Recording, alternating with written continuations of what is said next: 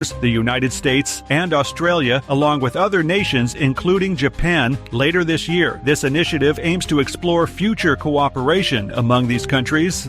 Austria is currently dealing with a significant espionage scandal following the arrest of a former intelligence officer. This development has unveiled evidence of extensive Russian infiltration and raised concerns about official oversight. Germany has commenced the deployment of troops to Lithuania, marking the first long-term stationing of German forces outside the country since World War II. This move is part of NATO's efforts to bolster its eastern flank. Canada has pledged to increase its defense spending, aiming to move closer to the NATO target by 2030. This commitment comes amid pressure from the United States to bolster military expenditures. The Canadian government plans to allocate additional funds to modernize its armed forces. The opinions expressed on this program are those of the host or guest and should not be interpreted as statement of fact. Independent fact-checking and corrections are encouraged. Can we get a cup of coffee in here, please?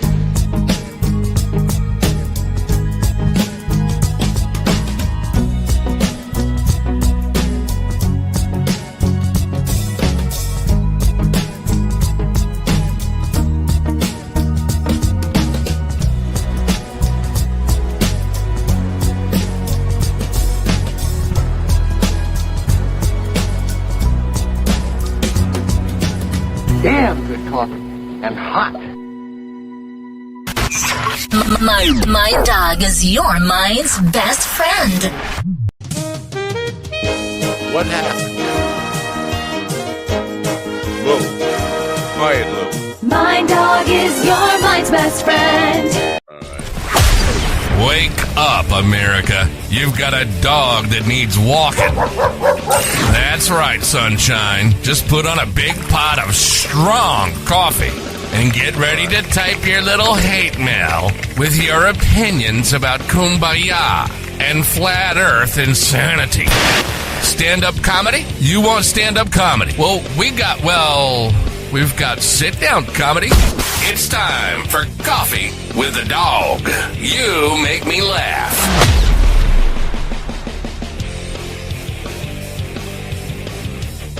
I'm making you laugh. No, you make me laugh.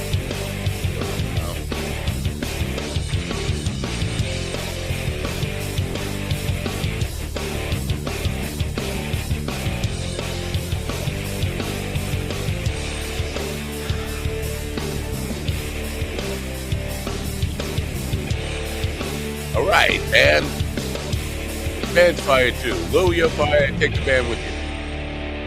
Good morning. Good morning, folks. It is Friday. You made it through another week, or almost. We'll see. You got to make it through the day to actually say you made it through another week. April 11th, 2025.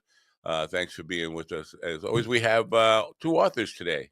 Today, in the first hour, we will have Colonel Patrick W. Norton Jr., who has written a book called Born of War. And in the second hour, now, I'm going to say this wrong, because it's Schuyler, but people call him Sky. So is it Schuyler or Schuyler? Sprouse, who has a book out called The Young Samaritan. It's a fictional, obviously a fictional book about a Samaritan who hooks up with Jesus and follows along.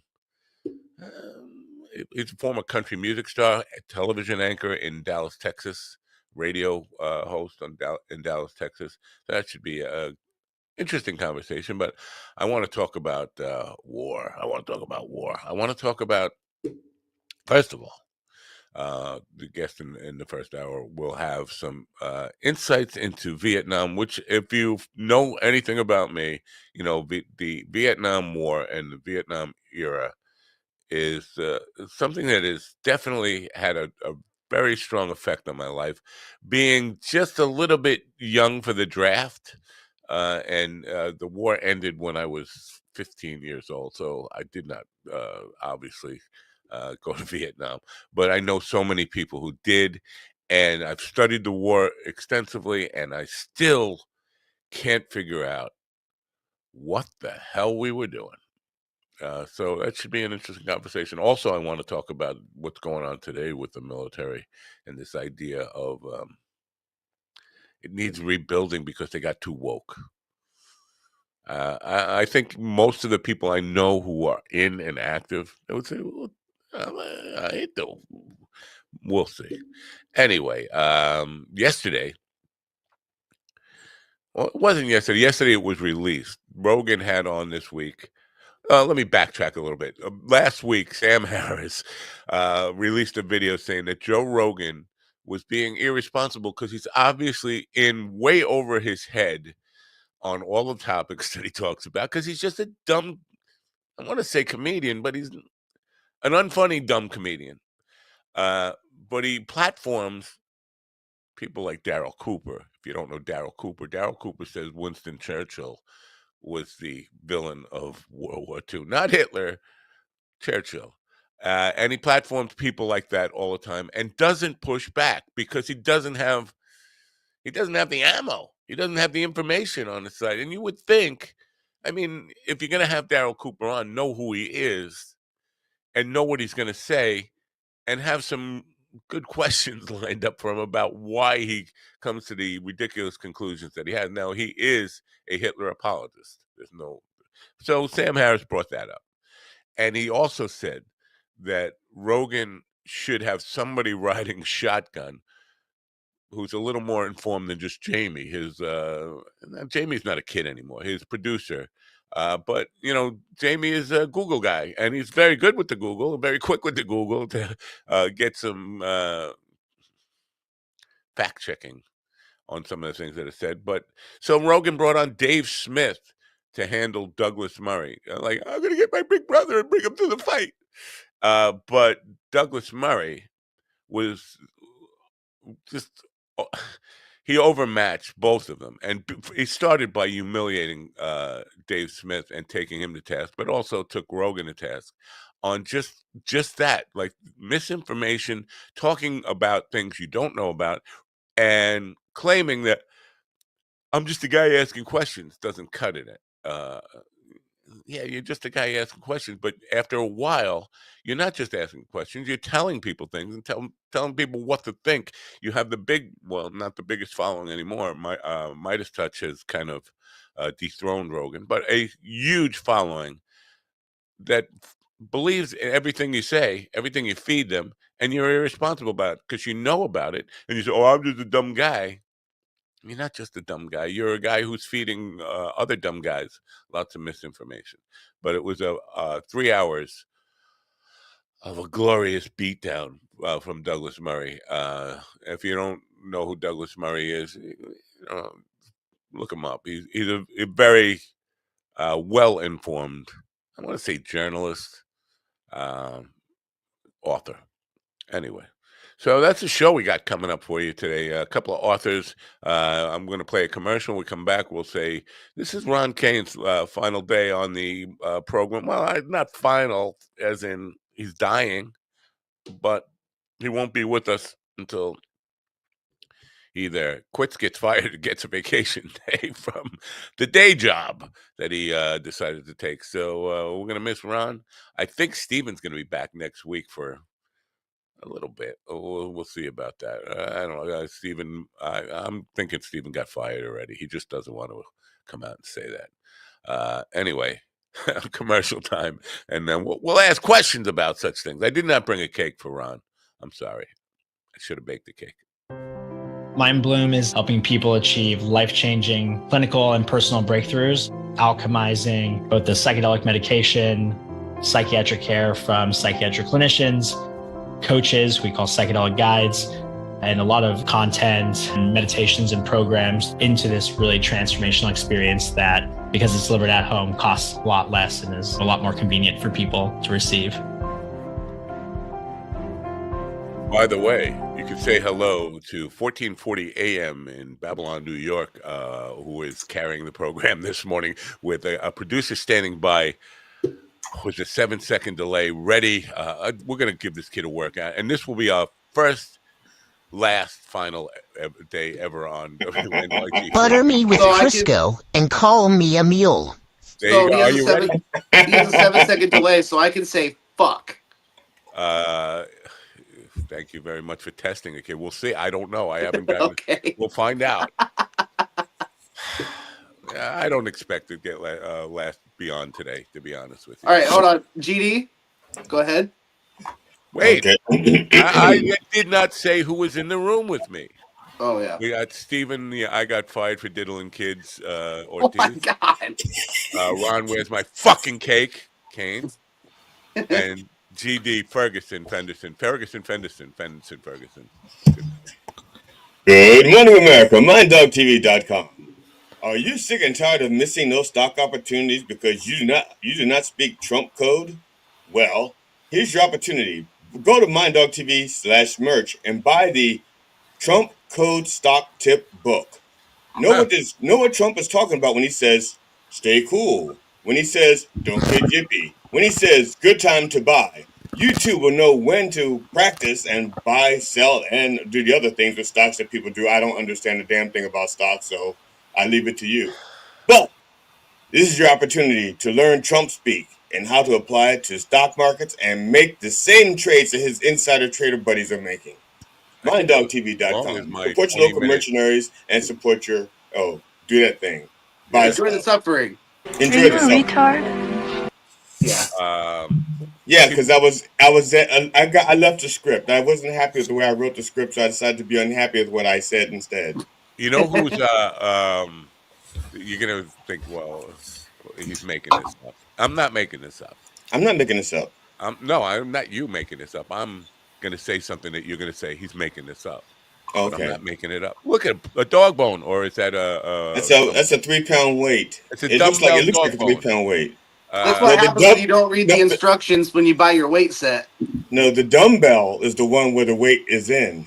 The weight is in the dumbbell. We've been criticized for the use of the R word. Ron just said, "Are you a retard?" Well, Ron didn't say that. He hit a button. We've been criticized and asked to stop using that word. By who? Marsha Brady. Kids look like retards. I'm going to be honest. That request is kind of retarded. Well, Marsha Brady, Marsha, whatever. I don't know.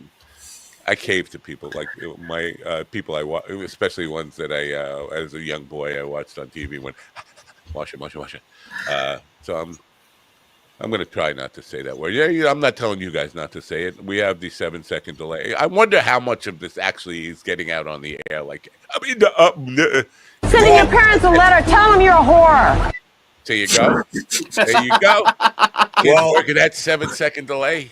Hey, my question. So we know that somebody has to very diligently listen to this show, so that unlike other people who can turn it on and walk away and be doing things like, let's say, Slaptail Nation, who's actually poking needles into people while he's nursing, and then not nursing like breastfeeding, because I don't think he has people in the room when he's doing that. But when he's nursing people, he doesn't listen. He just has it on the background. But I get your point. You don't have to keep going with that. Well, I'd like to know the producer's name so I can be like, hey, Phil, get ready. I don't think that's gonna work. But because I think he's like a whole minute behind. So, but what does that do? Anyway, well, I have a question then. If we can't, is he watching also or just listening? Because if he's watching, I can do this before I drop one of my bombs, and then he'll be like, I don't think it's necessary because I say 7-second delay, but I think he's got a full minute delay from where he hears it to where it gets to the air.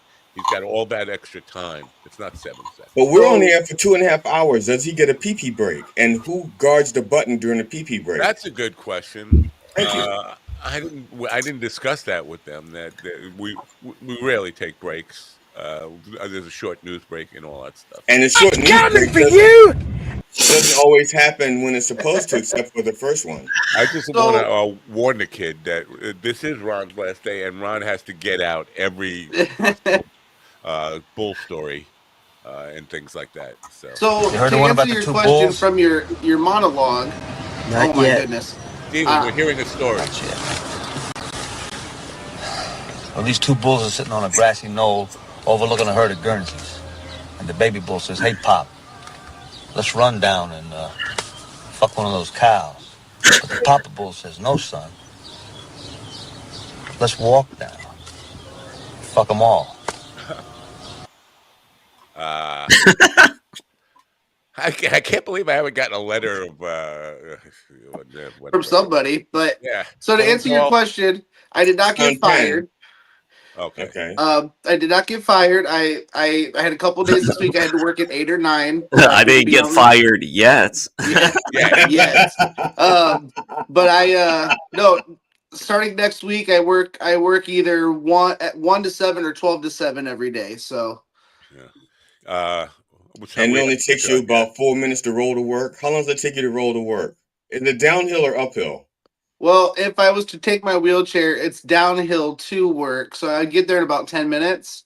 But my buddy's wife comes and picks me up, so I get there in like 2 minutes. Oh. Well, how strong is she? I mean, does she like really pick you up, or does she just let you? No, I lift myself up. She puts the chair in the car. Yeah. What do you think? We're like powerlifting here? No, nobody could do that. Nobody. Well, I see this dumbbell behind him. I don't know the significance. You referring to me? Well, you No, guys I didn't say above him. I said behind him. You guys have seen me. I know. I think I can lift a little more than 3-pound dumbbells. This was clearly just misread 60 instructions. 60-pound. No, I stick with 15 to 20-pound dumbbells personally. Is that as old? Is that as old as they come in that school, or what? Oh my God! We have to get to our guests. Let's because he's been waiting patiently, and here's the deal. I got his book on Tuesday. I haven't been able to crack it yet because first of all, class guy, he sends a hardcover. The first author who's ever sent me a hardcover of his book. But I made the mistake of taking it with me just to kind of open it and get some liner notes on the other day, and left it in my car. And my wife's been taking my car, so I don't have the book here with me. Last night I was like, I got him coming on, but I think I have enough to ask him about. He's a colonel. Okay, you should come clean, Matt. Everyone knows that the reason why the hardcover book is in your car so you can sit on it, so you can see over the steering wheel. Everybody, and that's why it's in your car. My seats go up and down. For the record, I saw Matt pull into Gov's parking lot. He can see perfectly fine over the steering wheel. You saw him? Oh, but so why does he drive like he does? We saw the video. I just assumed he couldn't see over the steering column. He was holding the phone where he wouldn't get in trouble. Probably. The phone. You weren't seeing me. His point of view. It was a point of view video. Right. Is what he thought. Enough abuse of the host. Oh, now it's enough. Oh, yeah. Showing off because we have an actual guest. Oh. Yeah. You know how Colonel Mike doesn't. He gets offended when I call him Colonel Mike. Yes. I think it's something to be proud of. Obviously, it's something to be proud of. That's a. Yeah, but he was a colonel in the Salvation Army. It's not the same. That's why he gets upset. He was in the Air Force. We lost a lot of men under that T-shirt pile back in 19. All right, let me introduce the guest, please.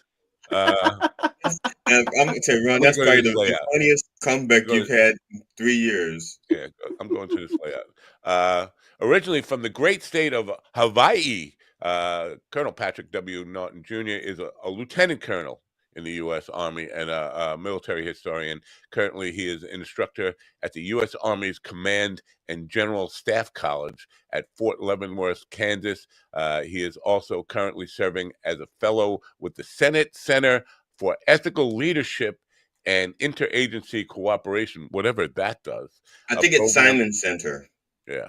Like Simon says. Let's just bring him in and say hello to him. Good morning. Good morning, gentlemen. Good night, Patrick. How are you? Great. How are you? You don't look Hawaiian. Where's your shirt? Shouldn't you be wearing like one of those little? I'm sorry. Do you want to be called Patrick or Pat or Patrick? Trick Patrick. or okay, Patrick? Lieutenant Colonel. That's what we call him. Sir is fine. Sir is good. Sorry to. I'm sure you weren't prepared for the zoo that this is, but thank you for being here. No, thank you for having me. I want to show the cover of the book before we get talking about this. I want to start with Vietnam. Is this one right? Yeah, born from war. I said born of war. I'm sorry about that. Vietnam era. Why did we fight? Why did we lose 58,000 Americans in Vietnam? Yeah, that's the question for the ages, right? Yeah. I mean, I write about that in the book. Well, first of the book is about my father's a Vietnam veteran. So he served with the 82nd Airborne as an infantry officer, and then he also advised the South Vietnamese Army, the ARVN. So the book is basically about his year at war in Vietnam and how that then influenced me in my life to then join the army, and then kind of a compare and contrast between that and then my year in Iraq, and so like a back and forth between those two stories, kind of a family generational story of war, if you will. But why Vietnam? Yeah, in my research, that was the big question. Why Vietnam? And there was no like 9/11. There was no Pearl Harbor. There was no big thing that set off this war. So really, it was the fear and the threat of communism. That's basically what the driving force behind it was. Yeah, and then that doesn't go away. We're still like thinking that communism is somehow right around the corner. It's the boogeyman we're always looking out for. And I don't think we've learned our lesson from that. But I just want to say I understand the concept of the book about. Here's what I thought of immediately with the book and this theme of the book. You remember in Forrest Gump, Lieutenant Dan was he was angry that he did not die in war. Everybody in his family was served in war and was killed in a war or something, and he was angry that he only got his legs, lost his legs in the war. Which I'm giggling about that, but it seems like silly to be angry about. But that's what was it just your father, or do you come from a long line of people who served? Yeah, no, great question. So a long line. So we can trace back all the way to the American Revolution, up through the Civil War. We actually have a little tin type photo of our ancestor who served in the American Civil War, World War I, World War II, Korea, Vietnam, and then Iraq, Afghanistan. So yeah, our family, you can trace it all the way back. Yeah. Did you grow up with that in mind? Like when I become of age, I have to because everybody in my family did. It wasn't so much a have to, but it was definitely an influence. It was always there in the background, that our family had this strong tradition of service. And then my dad, he never talked about the war growing up, but as a little kid, you're always poking around through your parents' stuff and running through their closet and so on. And so I'd find old pieces of uniforms, old medals and ribbons and things like that. So it was always in the background, a background influencer, but not as much in your face where like, hey, you will join the army or you will join the military, but it definitely was present. I want to stick with the Vietnam thing just for a couple minutes because I am obsessed with the Vietnam War. I read everything I can about it, and I'm still trying to understand because I have a lot of friends who were vets who served in Vietnam, and when I bring up every Veterans Day, Memorial Day, and everything, they tell me we're over it. We're over the being called baby killers and the protests that when they came home and all that. And it seems like, wow, you guys are awfully forgiving. I wouldn't be that way. But I'm always like conscious, is it disrespectful to people who served to question whether their service was just to serve politicians rather than actually serving America? No, I don't think it's disrespectful. I think it's the opposite. We have to. And again, I'm still in the army, so anything I say here is obviously my opinion and not official policy of anybody or any organization. It's just my own personal opinion. But as American citizens, we have to question our political leaders of why they are taking us to war. I think that's a very valid right that we've all earned. Soldiers like myself, my father, and all my ancestors that I just mentioned. That's one of the rights that we fought for, I believe. So I don't think it's disrespectful at all. I think where the disrespect comes in is what you saw after Vietnam, spitting on soldiers and things like that. That's where the disrespect comes in. But simply asking our leaders, why are we going into this conflict? Why is my son or daughter going to have to go fight in this war?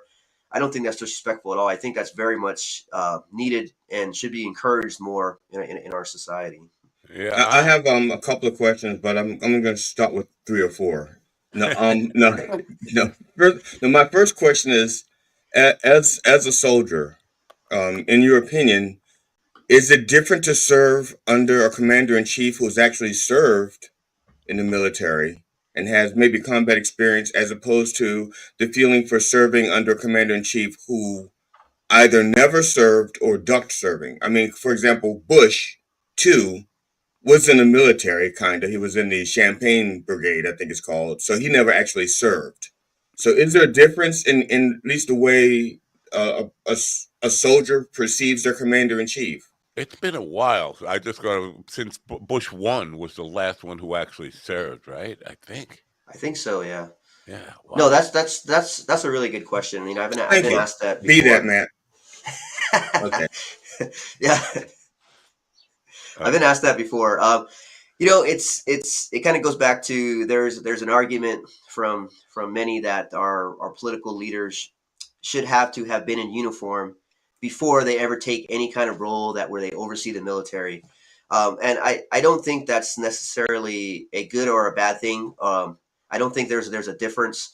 I think it's probably more of a bad thing if we put that requirement on our political leaders that they have to have served in uniform before they take charge of troops or whatever it is, or oversee any type of defense piece. I think that's probably bad, because then what happens is you have this whole group of political leaders who have this military experience. So when they're making political decisions, the first thing that they always turn to in the back of their mind is going to be military, because they have that military background. So I think it's maybe good. because they've seen so much bloodshed that they say, okay, I know the cost, I know the value of a human life. I do not want to send anyone out there unnecessarily, so that maybe they'll think twice. No, that's the flip side of that equation. Definitely, 100%. I mean, that could work. It could, like I said, it could be that they always just turn to the military for everything. But on the other side, like you just mentioned, it would make them probably consider twice, thrice before actually putting soldiers in harm's way. But to answer your question, is there a difference? No, I've been in the Army for 28 years. A number of different administrations. Each administration appoints their own Secretary of Defense and appoints their own General Chief of Staff, and so on, Joint Chief of Staff and Chief of Staff of each of the services. So that's where that expertise comes in that can then advise that political leader. So I personally have not noticed any difference between administrations. Some of them will want to give us raises and things like that, which is nice. We enjoy, but yeah, I haven't noticed any difference. Yeah. What about the care after they get back? Is there a difference in that then? Yeah, the VA. The VA it's a huge responsibility that I think society owes. Returning soldiers. I mean, one of the agreements that we make when you raise your hand and you join the military is the understanding that when you get out, you're going to be taken care of through the VA, through maybe some job searching type tools and things like that. But I haven't gotten out yet to actually experience the VA firsthand, so I really could not answer that right now. I've seen Vietnam veterans, like people I interviewed for the book, and my father as well, and their experience at VA with the VA, and it varies. I found that it varies by state, by location of right. The type It's of care interesting. that I'm at the VA probably 4 times a month, maybe some months more than that. But I haven't been in. They're all in New York. I don't think maybe one in New Jersey about 5 years ago, but most of it's all in New York. I didn't realize the care varied state by state, but I've been in every one in the southern part of New York, Long Island, and Westchester, and all that kind of stuff, and they all seem very much the same. For the people in the audience who are not familiar with what Matt does at the VA, there's about 7% of those soldiers who have never had PTSD. Matt is there to ensure that they do get it. That's right. That's and then for the ones that don't, he gives them a little bit of a welcome back. And actually, I play welcome back. If that do you finish on there? Never mind. Yeah. Back to you, Matt. With the book, because I've interviewed lots of people with military experience, nobody who's still in. Did you have to walk on eggshells about what you can write, or did you feel free to really express yourself completely honestly? I'm assuming it's the former rather than the latter. No, that's a very valid question. In the book, I have in the front of the book, I have that same disclaimer, which we just mentioned earlier, that it's my personal opinion. There's some things I couldn't obviously talk about. For example, certain things I did in Iraq that may be still classified. So that type of stuff, classified things, I obviously could not talk about in the book. Not yet, anyway. Maybe 20 years from now, when all that's declassified. So I couldn't talk about that. But any of Could you my could you put it in a signal chat? Could you put it in a signal chat? definitely And that should way, not put it in a signal chat. Yeah. oh, I'm just checking. I'm just No, checking. no, good check. But no.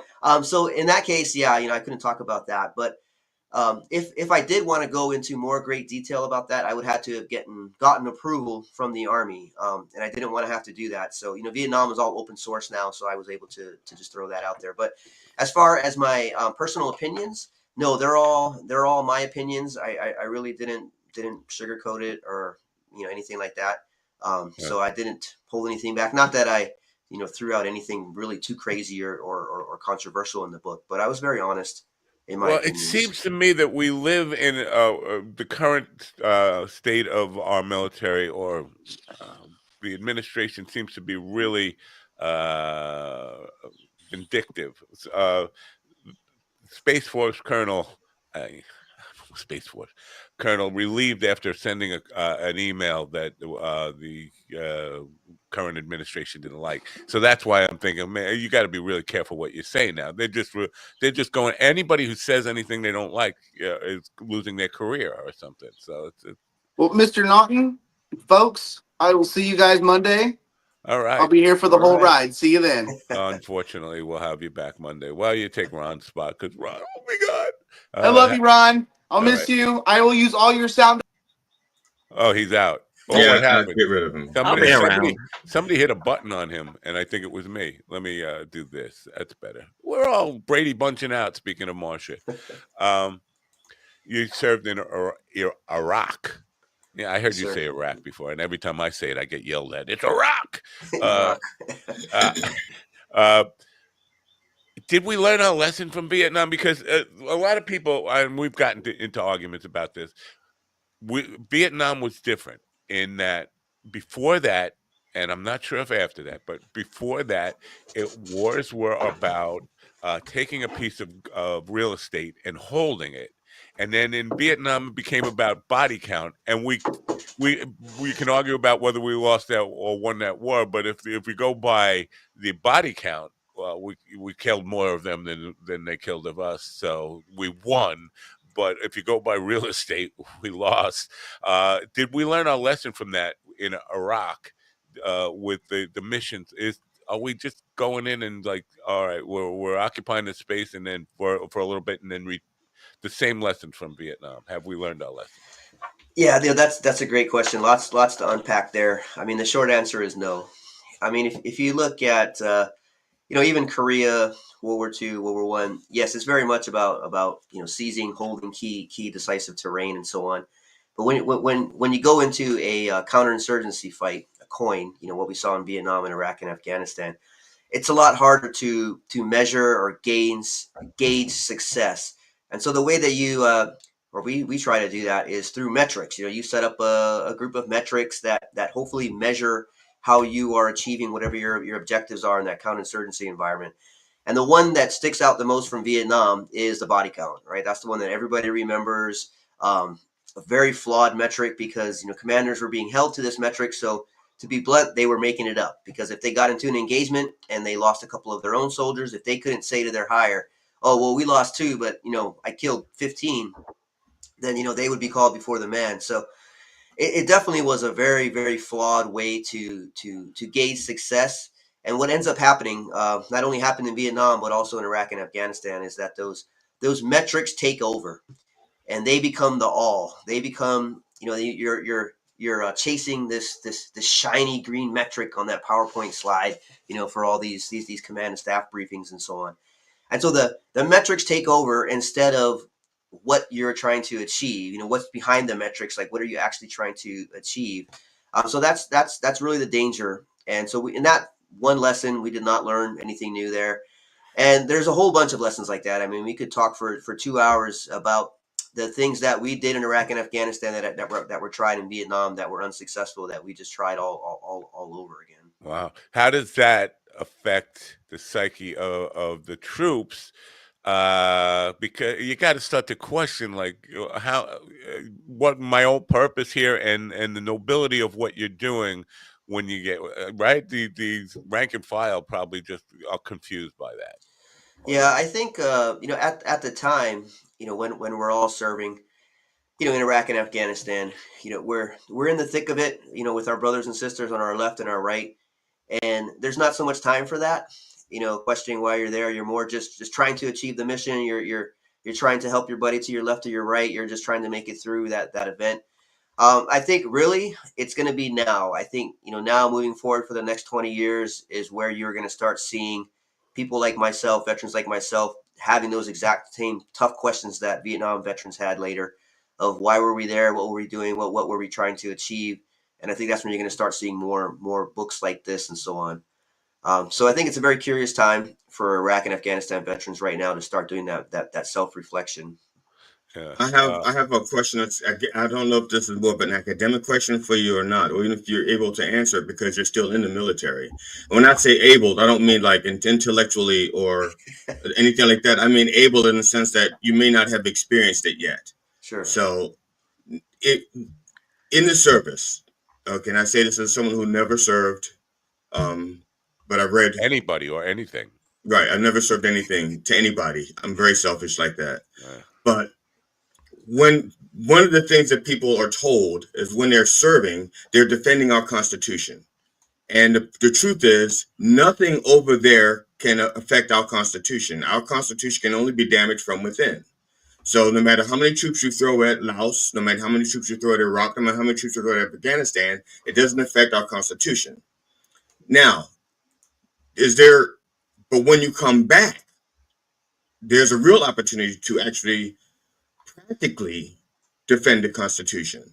There's practical things that you can actually help people with their rights. Maybe people like being deported unjustly or people who are being silenced unjustly. That's a more practical application of defending our Constitution. As a soldier, do you see the difference? Do you experience the difference, or is it even a care that there's a difference? Yeah, no, there's another great question. You guys have some really good questions that are very deep and very not hard to answer, but a lot to unpack in the questions. We all swear our allegiance to the Constitution. We swear to that. Especially officers. We raise our right hand for all of that. In the event of you're looking at Vietnam, Iraq, Afghanistan. It's hard for us to place ourselves back in Vietnam in 1965 and our modern day selves into that threat of communism and how real that was, or how real that was perceived as a threat against our very way of life. And then all of us here can remember 9/11, and so even for us now, it's hard for us to go back in time and go to 9/12, September 12th, and how we all felt after that attack.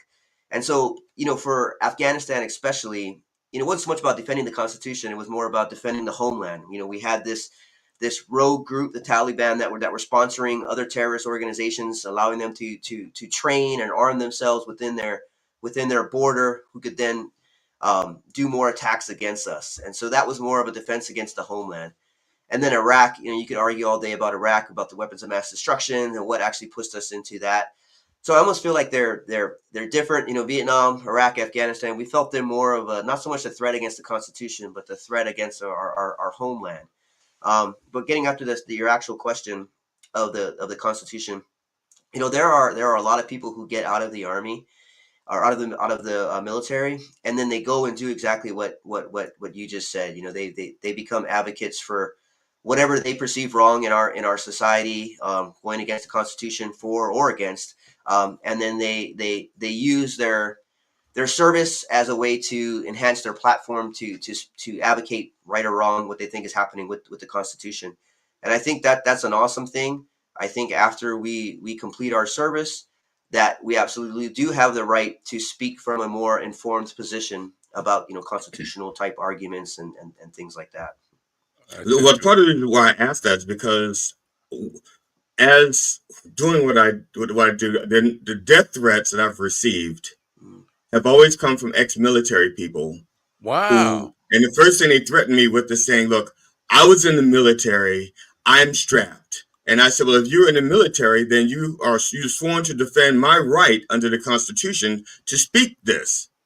And so that's where I get them. I said, because you sworn an oath to the Constitution. The Constitution says I have a right to free speech. I'm not saying I'm free of consequences. I'll See, take Ron consequences. told me all the death threats you got were from comedians.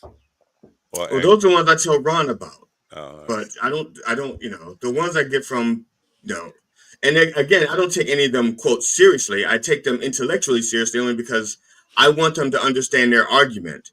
I was in the military. I swore an oath to the Constitution, so I want to kill you for your First Amendment right.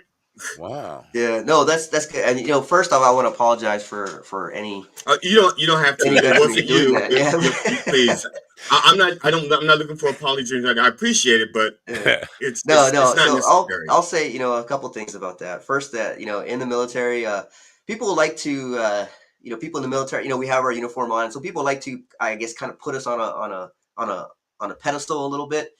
And I will say that the military is a representation of the society that it pulls its recruits from. So we have just as many yahoos in the military as there are, in regular society as well. So that's number one for those guys doing that kind of thing. And then number two, those kind of guys who are doing that, sending you emails and so on, threatening you and saying they're ex-military, I guarantee you that probably 75% of them are full of shit. And they're probably, if they were in the military, they were probably some cook or did something, nowhere near any type of combat related duty. And they're trying to, use that now as their to give these threats and so on that I was in the military, even though they probably don't even remember how to fire a weapon. Stolen valor is all over social media. Well, the thing is, I understand, not everybody in the military was a soldier. I understand that, but everybody in the military did take an oath to defend the Constitution. So that's the common ground. So it doesn't matter to me if they're strapped or not. I don't care because I'm not intimidated. The thing is, a lot of people are claiming military service, especially on social media. I see it in people's profiles where I know they didn't serve. They couldn't have served in any kind of, definitely not in any kind of conflict. Some of them are too young. Some of them, whatever. But there's a lot of stolen valor on social media. It's all over the place. And you got to be. So just because somebody says I'm an ex-Marine, it doesn't mean. Yeah, I understand that. I'm just taking the argument itself. The fact, because like I said, that's my stance. Because I don't know whether they did or didn't. But since they're claiming it, I understand that as a soldier, you take an oath to defend the Constitution, which means my rights come from that. Well, people do take it. People do take it too far because at one of my shows, there was a guy who was sitting at the bar and he was trying to, I don't know, he was trying to be upset or whatever, and he's telling the people around him was like, I don't like when these guys make fun of the military. And the guy that was on stage is a veteran, and he's like, I don't like when these guys make. It's like, well, he served. It's his fucking life. Let him do what he wants. Are you aware of how many vets are comedians? When they get out, they try stand-up comedy? Because it seems to me, I'd never seen it like this before, a time where so many vets are trying to hand the stand-up comedy. Are you aware of that? Yeah, I'm not aware of any numbers, at all. But, I will say in 20 years plus of war, there's going to be a lot of vets, going into all kinds of different industries now, comedy, movies, TV, whatever. So you're probably going to see a lot more of that. Getting back to the Constitution, I think it's an awesome conversation we're having here because the fact that we can have this conversation is great. It's open, safe conversation. This is exactly what is supposed to be protected. What we are doing right now. So I think it's awesome. Being in 28 years, it's a long time. Yeah, a long time. Have you? I hate because this is a political question, and if you got to walk on eggshells, I understand. Mm-hmm. It's about because I know a lot of people who are currently still in, and when I ask them about has the military changed, because they don't seem to have changed. They're still rugged. What you expect from a soldier, from somebody serving. They have a gung-ho attitude. My family got a Marine Corps, and it's hoorah all day long. But we're hearing about wokeness and the military has gotten soft. Have you perceived any change in 28 years in the attitudes and readiness of our military? Yeah, lots of changes. That's another valid question on the minds of many people. I joined in 1996. Went into the infantry right away with the 101st. At that time, in my battalion there was like, I don't know, 1,500 soldiers, and there was one female. Now, just looking at that as a gauge, now I think the military is up to like 30-40% female. I'm not sure what the exact numbers are. And now women can serve in combat arms. There's all kinds of changes like that. So yes, there's been lots of changes. It goes back to my earlier point, is that the military is a direct representation of the society that it serves. So, as society changes and morphs and changes the way it wants to define itself and so on, then the military does the same thing, because that's where we get our recruits. Do I think that it's gotten more woke or anything like that? I agree with some of the changes that the current administration is doing. Especially the SecDef and looking at standards. So I think it's fair to re-examine all those standards, and that's what he's doing right now. And what I mean by standards is that you set one standard for a job. So say infantry, and you say this is the physical standard that you have to meet to be in the infantry. And as long as you can meet it, male, female, whatever, then you are good. You can get in. And I think that's the right thing to do. So re-looking at that is not wrong. I think it's a good thing to do.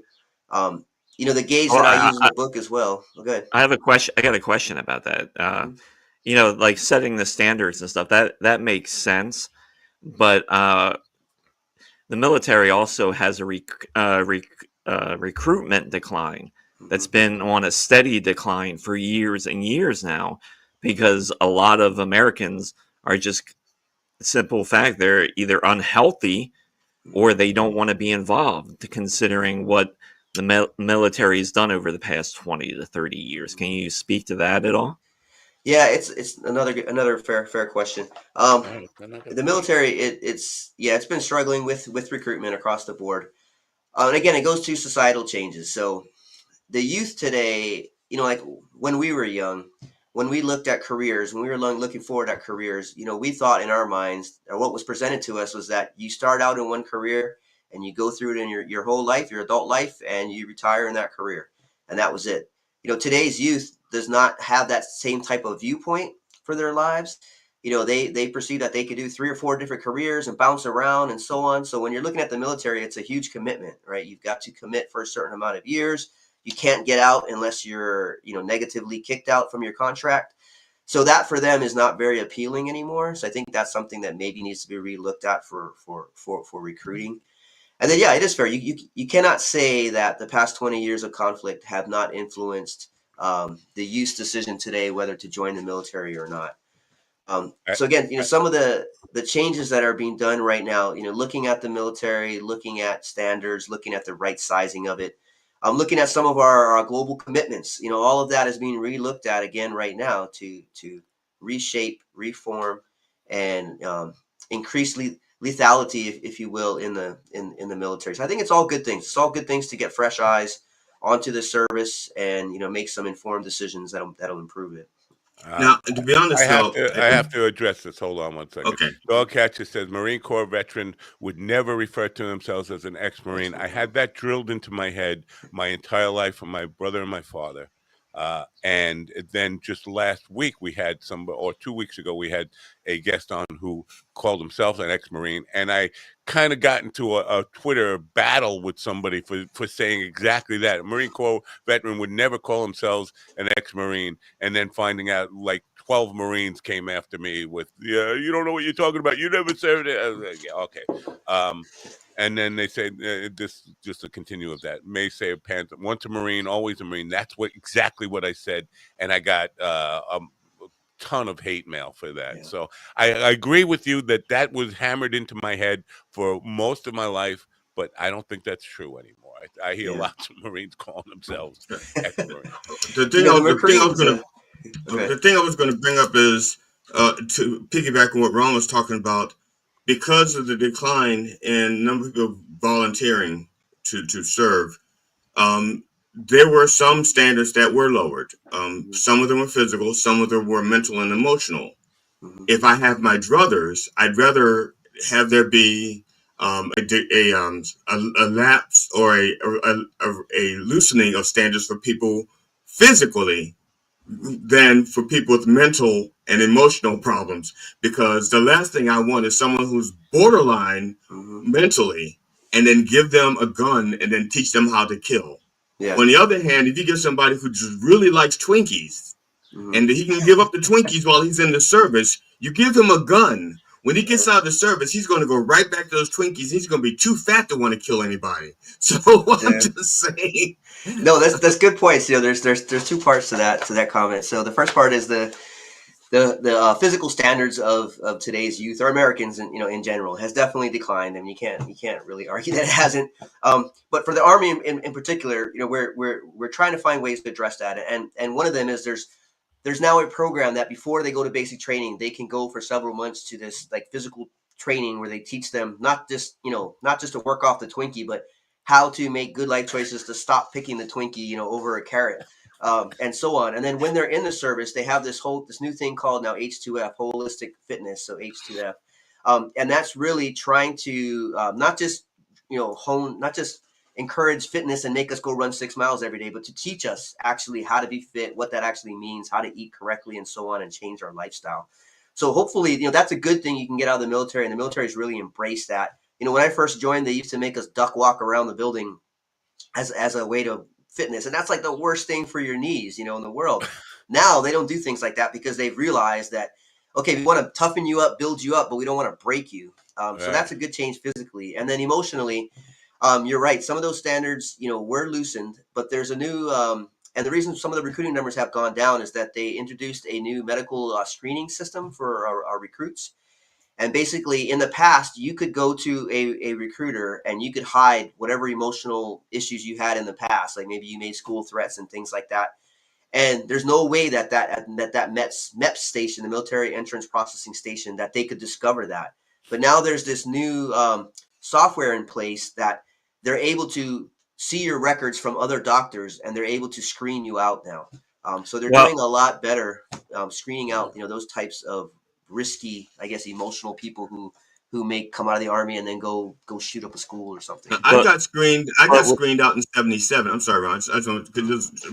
In 77, I wanted to enlist in the Air Force. They rejected me. They said, because this is what I was told to my face.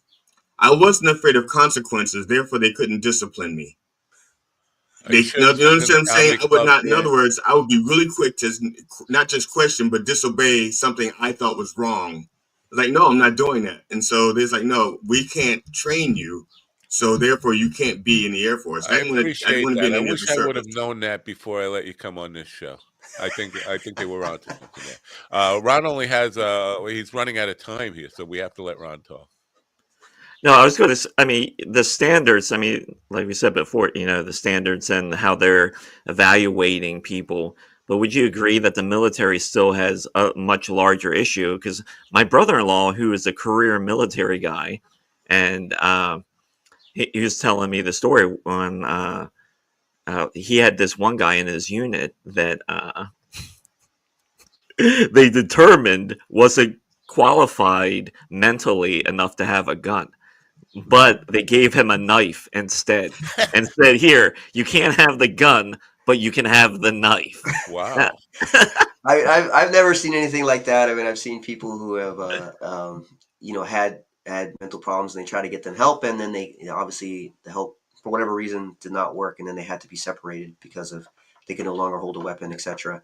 I've never seen anything crazy like that, but I mean, not to say that maybe it's not happening some units, but this is kind of humorous. I'm sure you may have encountered something like this, but on one of his deployments in Iraq, he had a guy in his unit that wouldn't shower. He would not shower. Yeah, the stinky guy, yeah. Yeah, and everyone in the unit's complaining to him, like, he's like not showering, and it's 120 degrees outside. I would and eventually I can't even remember Lee Marvin. Dirty Dozen. Yeah. When he comes, that's basically they were refusing to shower and shave, and he said, "Okay, you're gonna live in your own stink, you Dirty Dozen," and that's how they got the name. Well, what he had to do, he had to walk that guy to the showers every day and sit there and watch him take a fucking shower to make sure he was showering. Now that I have seen before. So you know, again, the military is representation of the society that it serves. So you know, same, you got the stinky guy in society or girl, you got the same thing in the Army. The one refusing to shower for whatever reason. And you know, in the infantry, we've taken those people and thrown them in the shower physically. So it's yeah. So they take all the same type of personalities and weirdos you have in the society. You know, you have them in the military as well. But I just wanted is an Army vet. Let's address this point though, because I'm not sure if he's kidding about this. Just the rivalry or the combativeness between the different forces here. He said goes to show what crybabies Marines are. He's an Army guy. Biggest pansies I've ever met. Air Force cooks are tougher. Is there rivalry, bitter rivalry between? Because my brother would say yes. I mean, he hated the other. He hated the Army and the Navy. Never mentioned the Air Force. Is there that? No, there's a healthy rivalry, I would say, between the services. And you know, I think it's a good. It's all good natured, right? I mean, we're not actually. I mean, sometimes you might get in a fist fight in a bar or something, but it's healthy. You know, I mean, once we're overseas, I mean, you're going to be happy to see whoever the hell shows up on your left or right. Right. So the guy who saves your life, you don't care if it's what branch he's in. He could be in the Coast Guard or the Merchant Marine. Yeah. I mean, even with comedians, I'm sure there's like a rivalry between, you know, those who do TV. Oh no, we love each other. There's no comedians all get along just nice. fine. That's good. Yeah, we have each other's back. I wanted you to speak about Simon Center for Ethical Leadership, if you don't mind. Sure. I don't know anything about it. If you don't mind giving it a plug for people. Yeah, who don't know. I appreciate that. Yeah, so they're located here on Fort Leavenworth, Kansas. Fort Leavenworth is kind of a big intellectual hub for the Army and national security experts overall. We've got the Command and General Staff College. We've got SAMS, which is an advanced version of the Command and General Staff College, and then we've got the Simon Center for the Simon Center. So what they do is they just basically study ethical leadership and then interagency type environment. So when you go to conflict, you know, all you ever think about is the military. The military is there, not knowing that there's all types of other entities that are on the battlefield as well. You know, you've got Department of State. I mean, sometimes you've got FBI, you've got, you know, various intelligence agencies. I mean, all types of agencies that you can possibly think of. And so it's just a way to study that, enhance that, educate, you know, young officers on how important that is to operate in that space during conflict. I myself was an interagency fellow, so I did a year assigned to a federal agency in D.C., and then I did 2 years assigned to the U.S. Senate as a legislative liaison, liaisoning between the Army and whatever those senators needed. So that's basically what the center does. Very cool.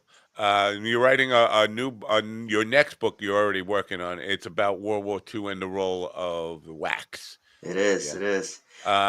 Research heavy duty, because I mean, all those women are dead now, right? Mm-hmm. Yeah. So it's all research based. It's you know, looking at Vietnam, I was able to interview a lot of the guys my dad served with. So that was kind of interesting, and then being able to connect them all back together, you know, 50 plus years later.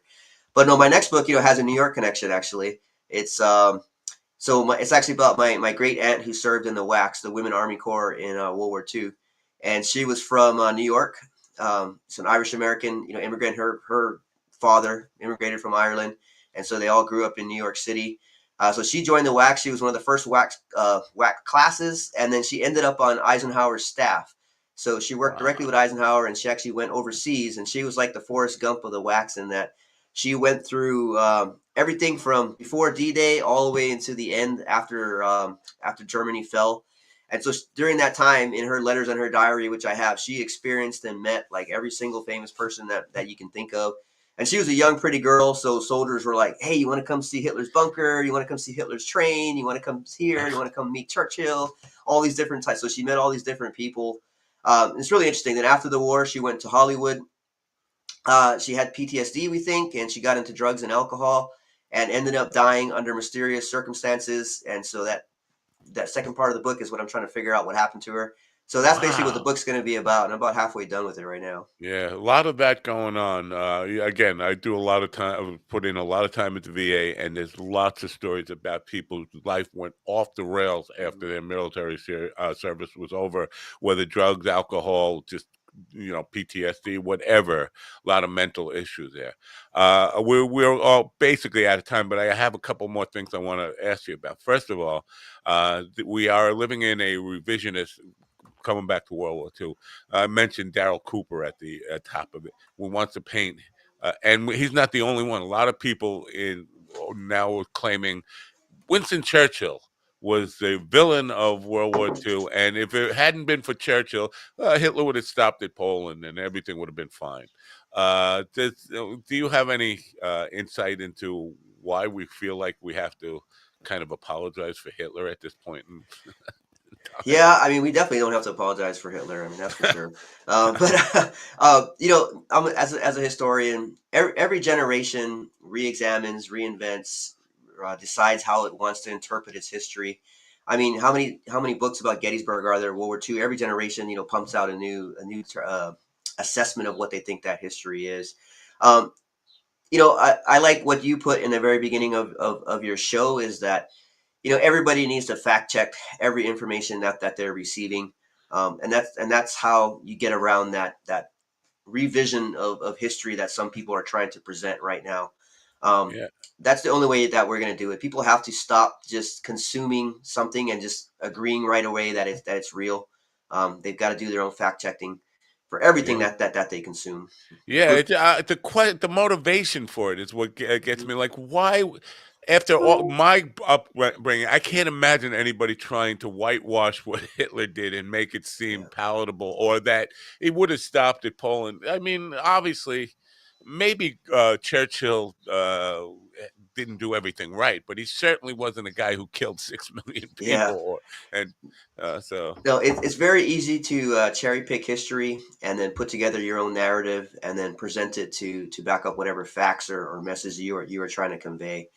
And so that gets back to you've got to know. And I mean, I understand everybody doesn't have to know history, but if you're going to work in that space and you're going to get into debates or whatever with people who are cherry picking history, I mean, the way to counter them is to stay unemotional, but know your own facts so that you can counter them, in black and white facts. And the more you take their bait and you rise to them and get emotional in the argument, the more you lose, I think. One more, and this is going to be the most uncomfortable question for you, and make sure you you won't. Don't ask him about boxes of briefs No, again, I'm going Matt. to ask him something that's going to guarantee that when the next book is published and I invite him back on, he's going to be, hello, I'm not coming back on that program. I've interviewed lots of guys in the Army in particular.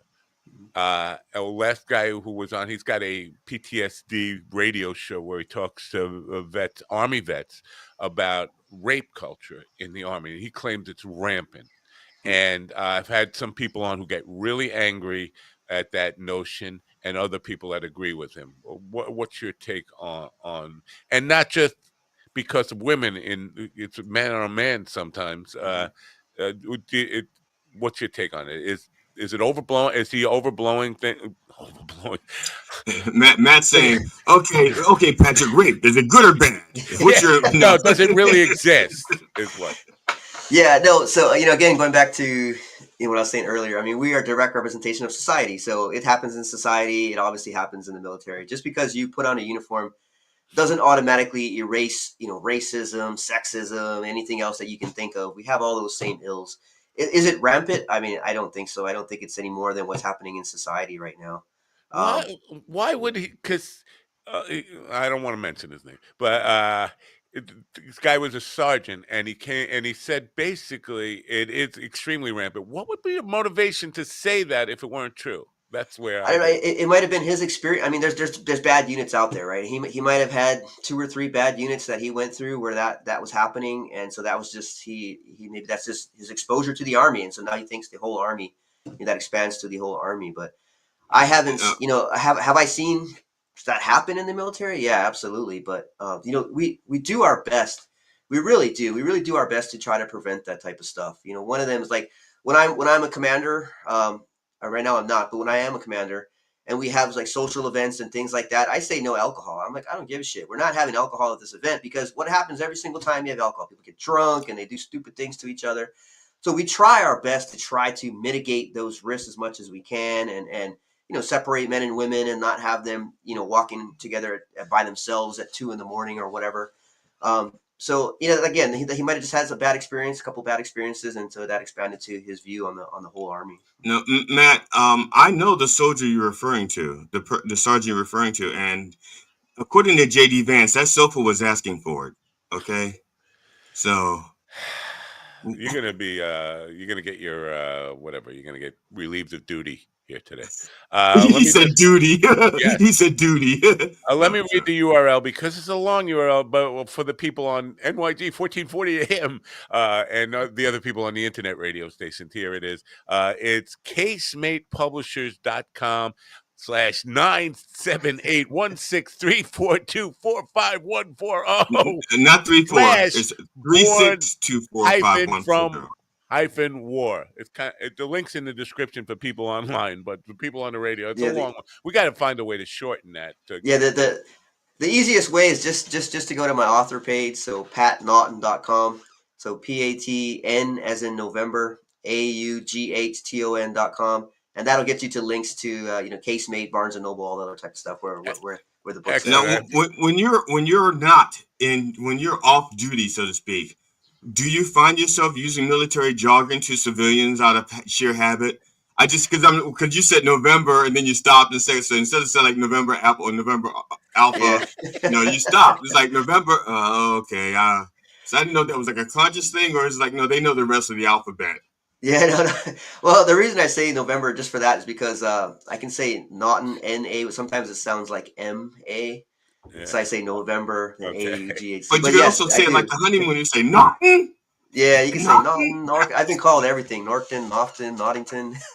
But no, yeah, I do. I mean, you have to like kind of tone down your language a little bit and not use so many acronyms and things like that when you're talking to civilians. But my wife. What's your favorite military acronym? Oh man, dude, putting me on the spot. I'm trying to think. I like to say hard time.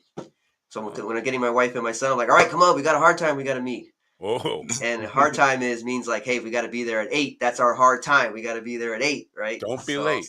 Yeah, so that's. You say that to a woman, they probably whatever. Yeah, sure.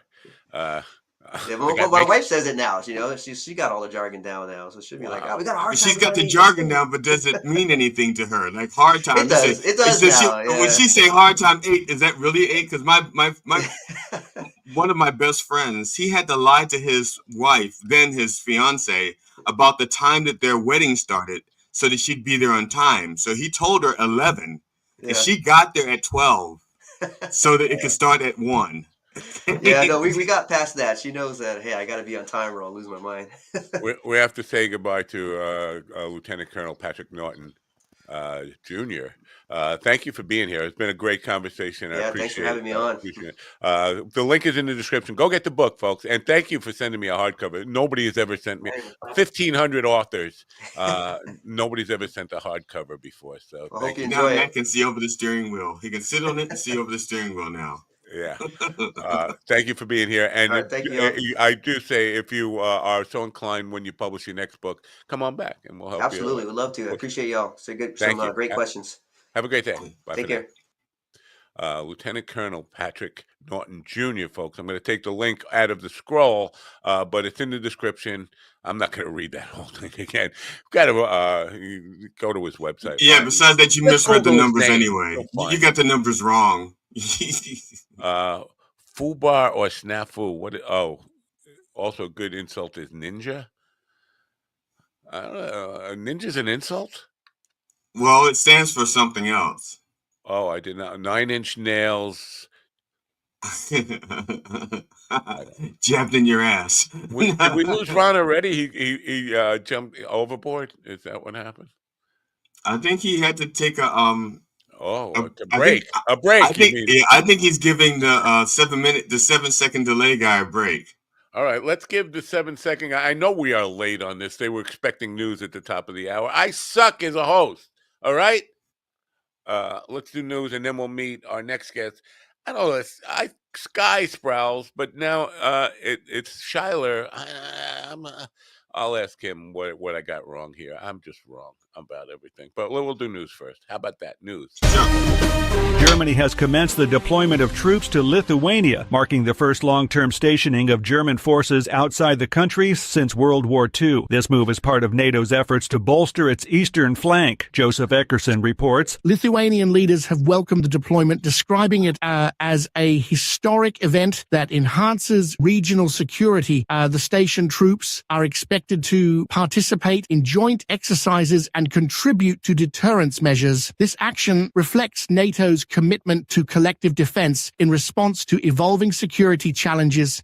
Austria is currently dealing with a significant espionage scandal following the arrest of a former intelligence officer. This development has unveiled evidence of extensive Russian infiltration and raised concerns about official oversight. The situation has prompted calls for a thorough investigation into the extent of foreign influence within Austria's intelligence community. Authorities are emphasizing the need to reassess security protocols. The government has pledged to implement necessary reforms to prevent future breaches. Benjamin Wright reporting. The United Kingdom has announced plans to initiate consultations with its AUKUS security pact partners, the United States and Australia, along with other nations, including Japan, later this year. This initiative aims to explore future cooperation among these countries. The consultations are expected to focus on enhancing security and defense collaborations in the Indo-Pacific region. Officials indicate that these discussions will address shared concerns and strategic interests. Jim Kender reporting. The U.S. is being urged to enhance commercial ties with African nations to reduce reliance on China for critical minerals. A Washington-based think tank emphasized the strategic importance of diversifying supply chains. Strengthening economic partnerships with African countries could provide mutual benefits and bolster global supply stability. The recommendation aligns with broader efforts to secure essential resources. Policymakers are considering various approaches to implement these strategies effectively. Kevin Sanders reporting. A former Venezuelan general with close ties to the late President Hugo Chavez has been sentenced to nearly 22 years in a U.S. prison. The sentencing follows charges of supplying weapons to the Revolutionary Armed Forces of Colombia. U.S. authorities highlighted the severity of the offenses, emphasizing the impact on regional stability. The case underscores ongoing concerns about illicit arms trafficking in Latin America. Efforts continue to address and prevent such activities through international cooperation. Kyle Norris reporting. Canada has pledged to increase its defense spending, aiming to move closer to the NATO target by 2030. This commitment comes amid pressure from the United States to bolster military expenditures. The Canadian government plans to allocate additional funds to modernize its armed forces and enhance operational capabilities. Officials believe this investment will strengthen national security and fulfill international obligations. Lawrence Keller reporting. And that's the latest news headlines with Alan Edwards. Al, you're fired. The money in war is kind of like throwing money at a problem. Like, you know what? I am probably wrong about this, and maybe Slaptail might want to comment on this. The idea of just spending more on like big ships, rockets, jets, and all that kind of stuff. I come back to 2001. We were kind of brought to our knees with a bunch of guys who couldn't fight for shit, but they had box cutter knives. Wars are being fought more like a terrorist, like guerrilla, bombs and big ships and rockets and spending trillions of dollars. I'm not sure that's the way to properly defend against anthrax, ricin, box cutter knives on jets, all that kind of stuff, because they're using our own stuff against us. And I'm not sure all its spending is. I'm sure somebody in the Pentagon would slap me around and say, "Shut up." Well, not necessarily, because right now they have their hands full. There's too much ignorance up there. They have their hands. They can't slap you around just yet. All right. Right now, Hegseth is too busy slapping himself. All right, our next guest is here. Even though our Ron, now why didn't you? You were supposed to remind me to pick up a cake for Ron.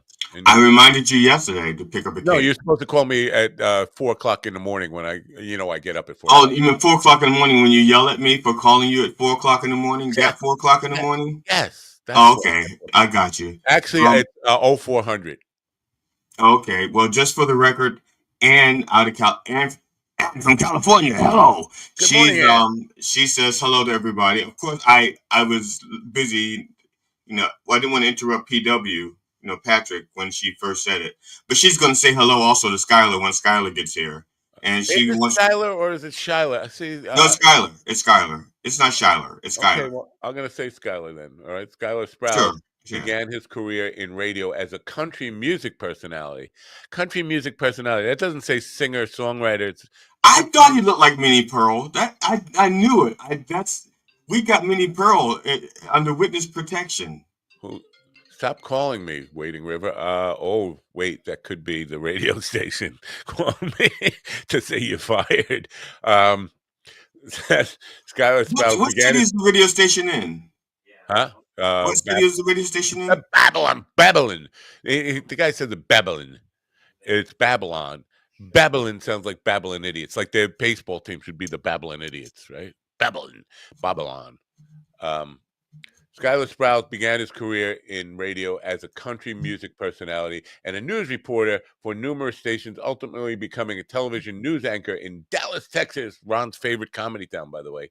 In time, Skylar moved to Los Angeles, where he worked as a TV news correspondent, ultimately led to a high-profile public affairs career as a communications director for major Los Angeles public agencies, including a city attorney, district attorney, and the Department of Children and Family Services. He's got a book out called The Young Samaritan, which is a fictional account of a Samaritan teenage boy who just decides to follow Christ. He's here now. Let's say hello to, I hope you're right, Skylar Sky Sprouse. Hey.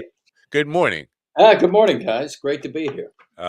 What does country music personality mean? It's not a singer. Well, first, you get the name right. Is it Skylar? How do you want to be addressed? You got it right. It's Skylar. Okay. And then throughout my life, I was called Sky. And even my immediate family called me Sky. And then I got married, and she went to this Skylar. And my name's kind of a conundrum because my first name is John.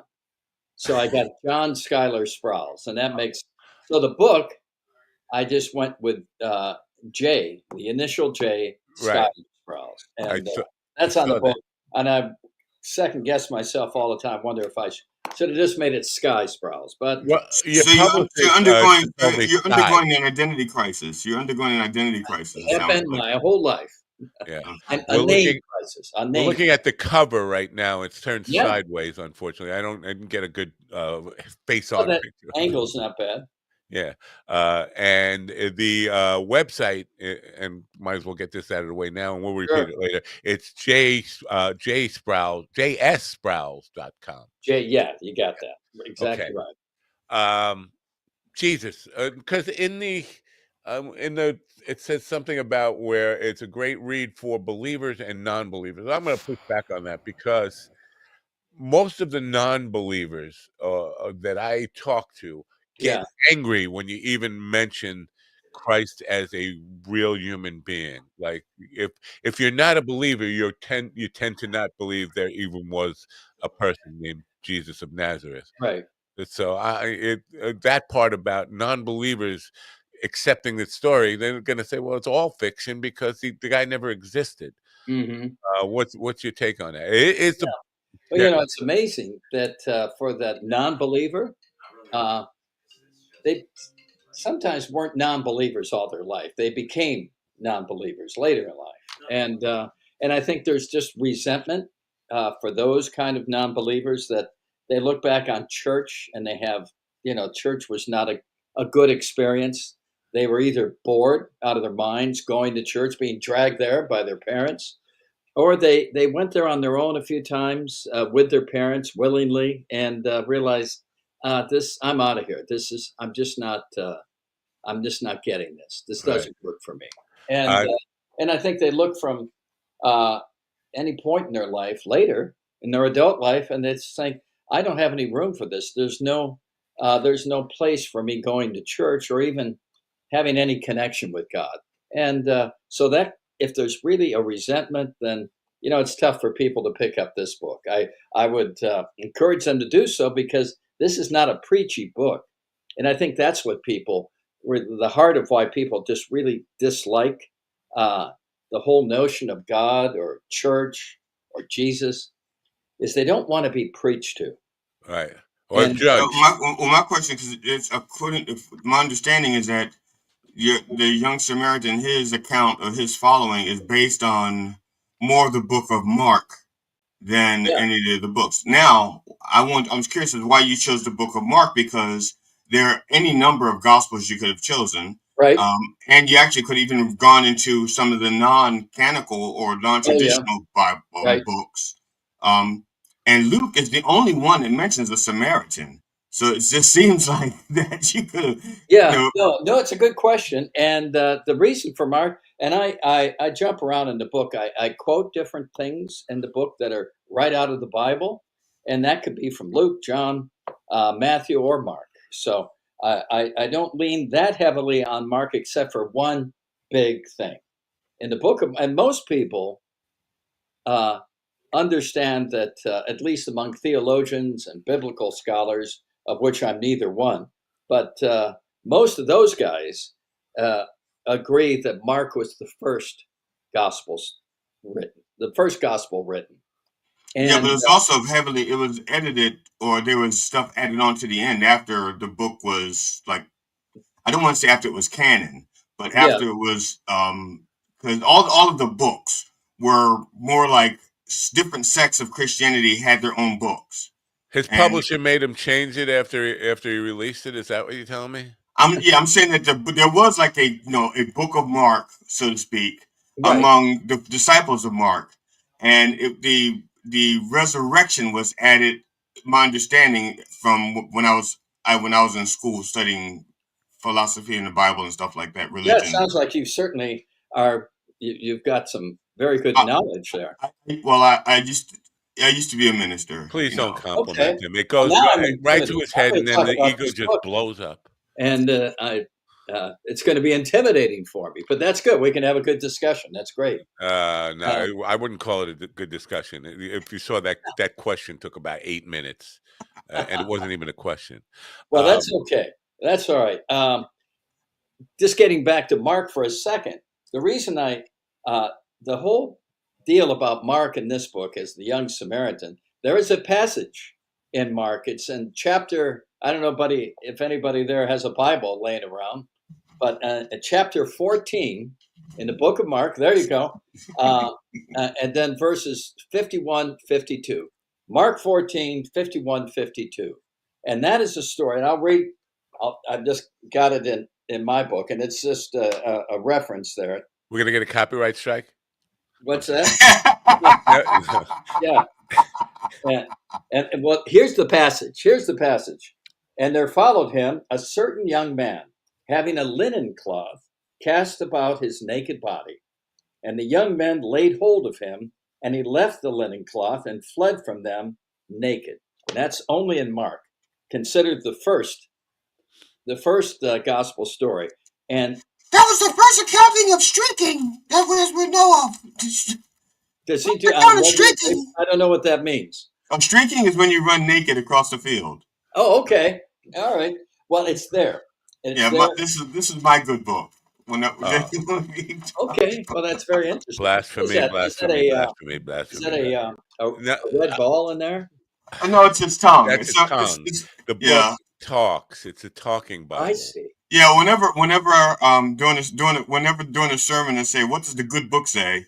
I have the good book. If there's a disclaimer at the top of the show, I know you want to go to hell, but why do you have to take me with you? Well, misery loves company, you know. Is this your first book? Yes, it is. It's kind of a bold subject to kind of approach in your first book. Did you consider? Because we already talked about how non-believers might just dismiss it and all that stuff, but I think believers might call it like, hey, why are you doing fictional accounts of Jesus or yeah, there's that too. There are people that say, you're this is not accurate.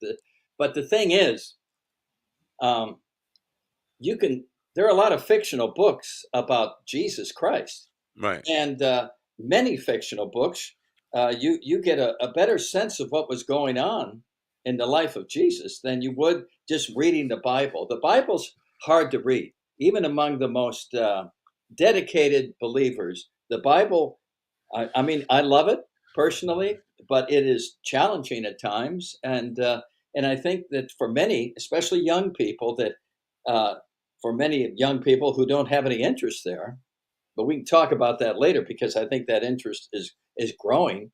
Um, but it's the figures in the Bible. Just they're stained glass figures. Yeah, they don't have an inner life to them. It's just kind of carved out. And I think what I tried to do with this book, and that's why I think secular people, non-believers, or people that don't really have any place in their life for God, secular people and believers can find something from this book. They'll be surprised because this isn't a preachy book. It's about life. It's a life affirming book. Well, Jesus wasn't all that preachy either, according to what I know of him. And listen, I'm no biblical scholar, I'm no theologian, but the parables are not necessarily preachy. They're stories, basically like this book is a story, where you can get the message from the story Right. rather than being told you have to live this way or whatever. Right. No. But so but the people just react, and they definitely. I agree with what you said. The Bible is very. It's like Shakespeare when you're in junior high school. Like who kid can't read? I still have a tough time with the Bible. Oh yeah. And that's because it keeps catching fire when you hold it in your hand. But that's nobody okay. can answer the question. The biggest question I have is like, is Matthew? The book of Matthew, the author of Matthew, yeah, is that the tax collector Matthew, who was the disciple? It's my understanding that that is, but and then Luke was a physician, and he was non. He was not Jewish. I was searching for the word, but it escapes me at the moment. But and then Mark there's the gospel writer is named Mark, and that is supposedly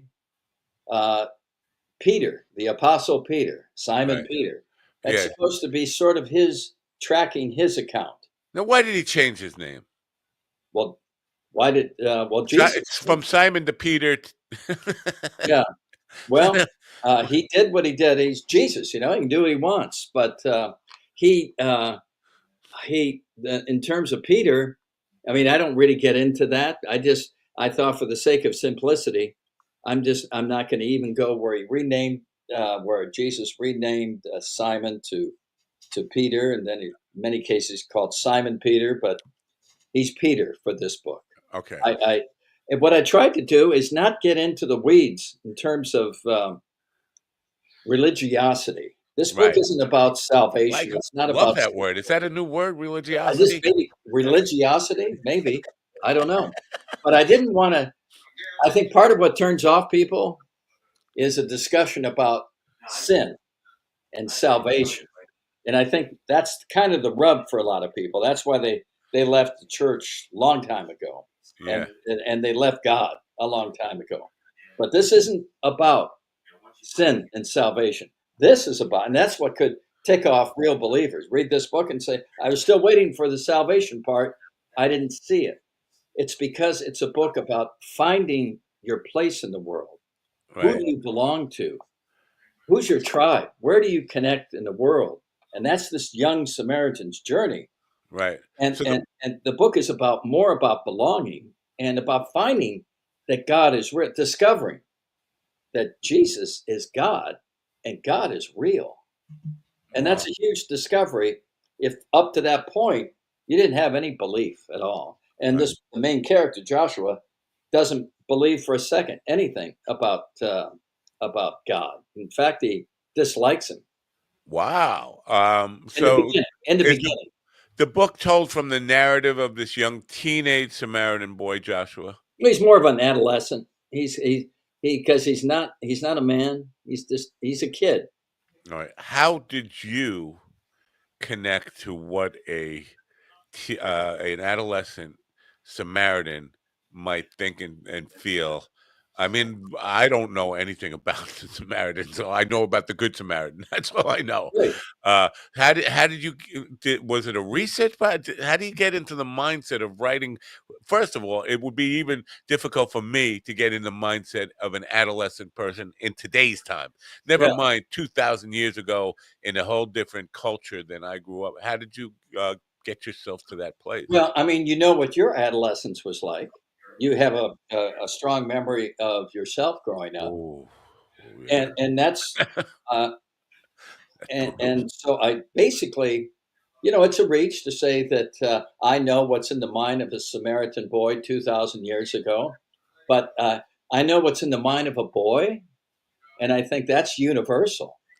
I mean, and I think that, I mean, he strives, he wants to be like his father. He wants to do everything his father, and life is a lot much simpler then. They live on a farm. His father, when you come into the story, his father has already died tragically. But he grieves. This boy grieves, and I know something about loss, as so many do. Maybe right here. So the book is really in three parts. It's about loss. It's about rejection in life, and it's about searching for a sense of belonging, which I think belonging is a bigger thing in life than trying to find your purpose, trying to find meaning in life. We all go through all of that, trying to find yourself. Those things have, but I think in the end, what's the most important thing, the greatest value, the greatest thing that can happen to you is finding your connection, finding a sense of belonging. Well, I think that's a great way to market this book, but people wouldn't have any idea that that's what this book is about just from seeing the cover. We often say, the cliche, you can't judge a book by its cover. It's so true, but we always do. Everybody do. I'm not even gonna pick that up and read the liner notes or even read anything about it because of how I feel about the cover, or I am gonna pick it up and just read it because of the cover. But none of of this talks about, because this is it's a epidemic, a pandemic of wanting to understand our place in the world, our purpose, what the hell who do we belong to. It's still a current theme among humanity, and I think it's a great marketing thing. We need to put that out there. Maybe a little, I don't know, extra addendum on the book cover. Find your belonging, or where you find your tribe, or something like that. Well, I just to me, when that's that passage in Mark that we were just talking about, in Mark, this unnamed boy, he's actually referred to as a young man, but young, the emphasis on young there. He intervenes in the Garden of Gethsemane. He intervenes in the arrest of Jesus, and we know the story in the Garden of Gethsemane, that's where the temple guards come up with Judas, and they identify Jesus, and they are prepared to take him away, and all the other disciples scatter. They head for the hills, and then that scene that I referred to in Mark 14 is this unnamed young man intervenes, and he tries to assert himself to try to interrupt the arrest of Jesus. He just comes out of nowhere, and of course he's taken by the guards, and he struggles and he struggles, and he ends up breaking away from his clothing and just runs into the garden in the middle of the night, and that's the last you ever hear of him. And so that became, I thought, who is this? Who is this guy? And that became my story to kind of go from that and create a story around him. And I made him a Samaritan. Wow. And I thought that seemed that felt strong enough to me that I could build a story around that. Wow. Now, just out of curiosity, because you said you made him a Samaritan, you could just easily have made him a young Roman kid. I could have. But so I'm just curious as to why a Samaritan as opposed to like a young Roman kid or He was about to tell you, and before you just kept rambling. I'm rambling too, so I mean, tell me to stop rambling. But I just like abusing him. It's just my thing.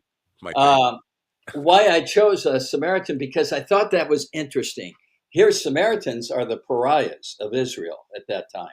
Nobody wants anything to do with the Samaritans, except Jesus. Jesus is very much, he has talked about Samaria. He's talked about Samaritan people in many passages throughout the Bible. So, but for the vast majority of the people at this time, Samaritans are considered a pariah for a variety of reasons. But it has a lot to do with at the time when Jerusalem was crushed by the Babylonians, and that was the great exodus up to Babylonia, and that's where that's basically where you began to have a separation with the Samaritans. There you go, Babylonia. Wait, I have to for the people on the radio. This is for them because I mentioned Babylon. Babylon is named after Babylonia. There you go. We tied that in. Babylon. Standing tall and proud. Go ahead, GD. I'm sorry. No, it's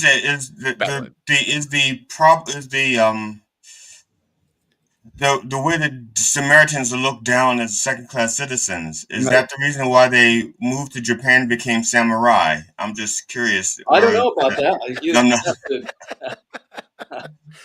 No, that's why they moved to Babylon. But they weren't part of, they weren't captured as, that was mainly done in Jerusalem, where Babylon came in.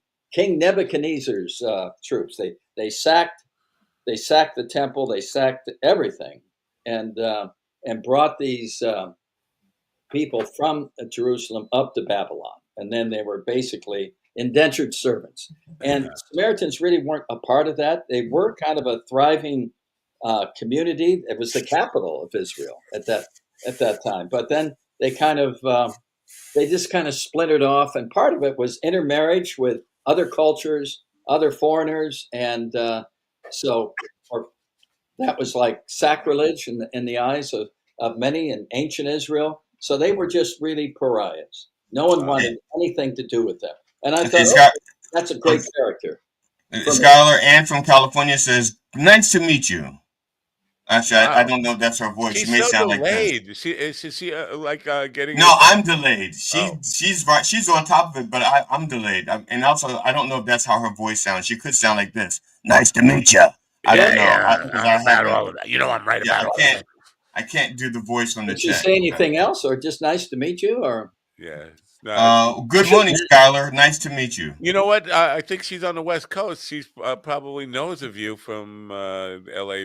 television. Well, that was a long time ago. But of course, she's saying "nice to meet you," so I'm assuming she never heard of me before. All right. But she used to call us gentlemen. Well, so no. She's in training. Robert Klein, I said nice to meet you to him when I first met him, and I've been a fan of his for 50 years. Yeah. So, I mean, you say that to celebrities when you anyway, with the book now, I'm just curious, how long has the book been out? About a year. Have you gotten a lot of feedback and reviews from it? And I've gotten a lot of reviews. I mean, I'm self-published, and I know you interviewed an awful lot of authors, and this is your author day.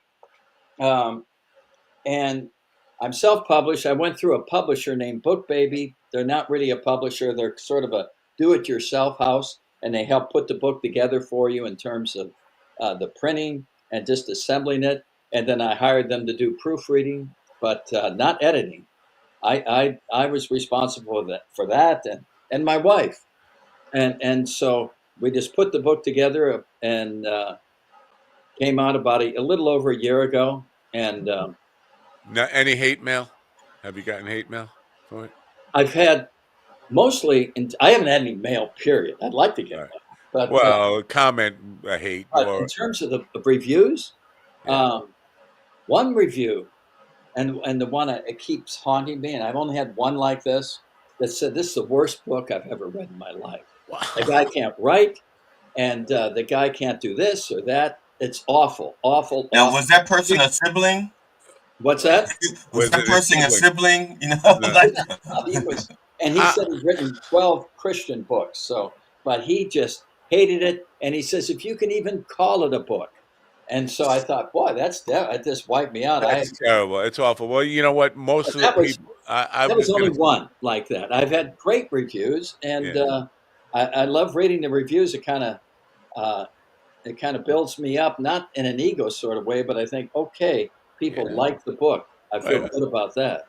The negative stuff, though, I tend to think these are just people who are jealous. These are people who've never done anything in their life. Because I get a lot of comments on the YouTube stuff, and I always look and I find that these people have 60 videos out there and not one subscriber and stuff like that. These are people who are just jealous for some Yeah. reason or resentful. But I'm curious about this because if that person calls themselves a Christian, that's like totally not a Christian thing to do. It's just go on and attack somebody and be mean to them. Yeah, Yeah. yeah, that's kind of what I thought, well, and it also depends on your because you have your modern day Christians who interpret Jesus as a very mean, uncaring person who will, instead of helping the poor, would tax them and give the money to the temple, money changers in the temple. So they are those people out there. well, of course, that's Jesus. He ransacked the temple on that last trip to Jerusalem. He was turning over all the carts and throwing money all over the floor inside the temple, and the temple that kind of led to his crucifixion. Yeah. I mean, he was headed down that road to begin with, but that was like the last act of. Oh, you know what? By the way, I was neglectful in saying Happy Pesach to our Jewish friends. I think tomorrow's Passover, right? And next Well, week. no, it begins today.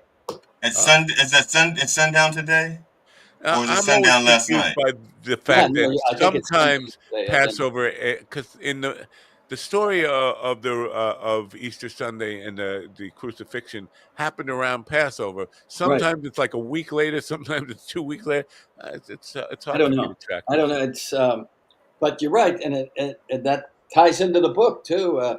They're all traveling. I created this road called the Old Jerusalem Road, and I figured, well, there was always these pilgrimages to Jerusalem, so they had to get there. And you could probably get there in a variety of ways, but I just created this fictional, the Old Jerusalem Road, and that's what they took Wow. and got and came to, and they were coming there for Passover.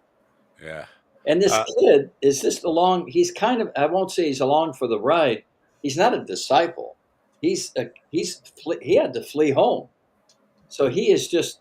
And then he just encounters this ragtag group of guys that are led by a man they call Rabbi. He doesn't know who they are, but he's intrigued by them. I'm glad you mentioned that you were self-published because, first of all, I think anybody who's not self-published is probably going in the wrong direction in today's world. There used to be self-published meant you couldn't get a publisher. Today, I think it's a preferred way because you are. Listen, if you went with Random House or maybe I shouldn't name them, but what any of these traditional publishers, they're just gonna basically put it back to you and say you do all the marketing work, you put all the effort in, you go do it, book yourself on wherever you can get booked to promote the book, and we're just going to take a share of the profits, and that's all we're Yeah, going to do for you. So and I think, yeah, yeah, it's nice if you got a call from a major publisher and said we'd like to talk to you about your book. There's always this talk about an advance fee. Today's advance fees, especially if you're an unknown writer, first yeah. time novelist, those advance fees are pretty paltry. So But what I wanted to ask you though, did you go down that route of I did. pitching it to publishers and I getting? didn't. No, I just decided that I want to go this way because I want to get the book out. Because the whole idea of sending query letters to literary agents and trying to land a I publisher, understand. Yeah. I just thought I don't have time. I'm not getting any younger, and so Oh, I you're figured not. let's get the book. Let's get the book out. I am. I'm getting you. RNIGT. I'm That's getting great. you. Well, you ought to do more shows about getting younger. That Yeah. sounds like a good approach. Uh, no, I'm just because I would love to see some traditional publishers' response to a book like this, because it is a subject that they might feel uncomfortable about. I would just love to see how they would respond to being pitched a book like this. Yeah. Well, someday maybe. You know, I just wrote this with the intention of doing my own marketing on this and trying to get the book out where I can. It's challenging though, and then you have this other element in self-publishing. It's kind of a jungle out there because there's all these predators that say we can turn you into a bestseller. We can Oh do my this for God, you. yeah. I mean, and You know what not fair. musicians go through every day now with all these pitches. Well, we can make you a rock star, we can make you Oh a yeah. pop star, and all. Yeah, it's just really that's the lowest form of these people who are just. I'd never thought of music, but you're absolutely. It's got to be the same or worse, really. Yeah, absolutely. So now coming back to the reviews, have you had anybody who said to you, "This book put me on a whole new path"? Like they discovered a love for Jesus through this book rather than traditional church. Have you gotten any of those? I've gotten a number of reviews that are close to that. No, I haven't had a review that says, I now am following Jesus because I read your book. That has not happened. The book isn't so much an evangelical trying to convert people. It isn't really. That could be a nice outcome. That's what I mean. I'm asking. I know you made it clear that you weren't trying to be preachy with the book, but still, people might find the message. And they have. And what I've seen, at least the reviews that I've received, that they said, I went into reading this book with not very high expectations. I'm not a Christian. The last time I did anything with Christianity was when I went with my parents to church when I was 7 years old. It had really nothing to do with it. I read this book, and I was surprised. I was surprised of how taken I was by this journey of this boy named Joshua. And that was my whole intention, to try to get people to be captured by this boy. Because if they did, if they really felt that they were living his journey, they're going to see all these other people that are real live figures from the Bible, and it's going to open their eyes, maybe. And I think there's been a lot of response along those lines. I was very surprised by this book of how much I got into it from the very beginning all the way to the end. So you would say it's an enjoyable process of the writing of the book. Well, I think my process of writing, it was more enjoyable than I thought it would be. But I think people reading the book, everyone's on a journey, right? And that sounds so terribly cliche when I say it, but we are. Fact is, we are. And I have always been a big fan of stories about journeys. Yeah. The Bible's a journey. There are all kinds of journeys in the various books of the Bible. But and it is one long journey if you look at it that way. But people have their own journeys. But I think I've always been drawn to stories that are journeys. Yeah, that's I think journeys are great stories. And also storytelling, and obviously the person who was Jesus knew this. Storytelling is a great way to affect people emotionally, intellectually.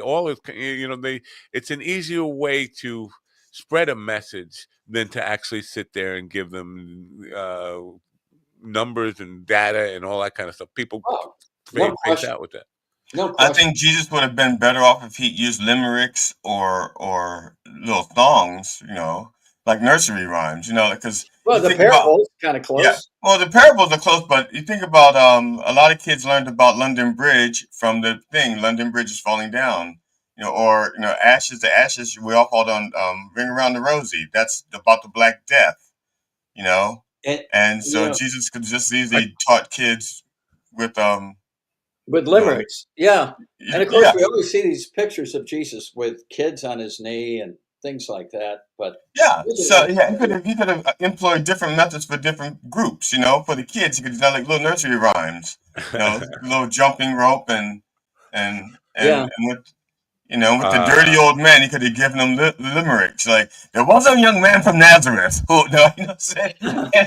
and to this day we'd have like one of the books in the New Testament would be like Jesus' Book of Limericks, you know? Yeah. And who would not know? If you're just tuning in, you're listening to Drag Matt to Hell with G.D. Ferguson. What his intent is. Are you juiced up enough about the process that you're going to continue down the authorship path? Are you an author now, or you still consider yourself a communications guy? No, first, I guess I'm an author because I'm not a communications guy anymore.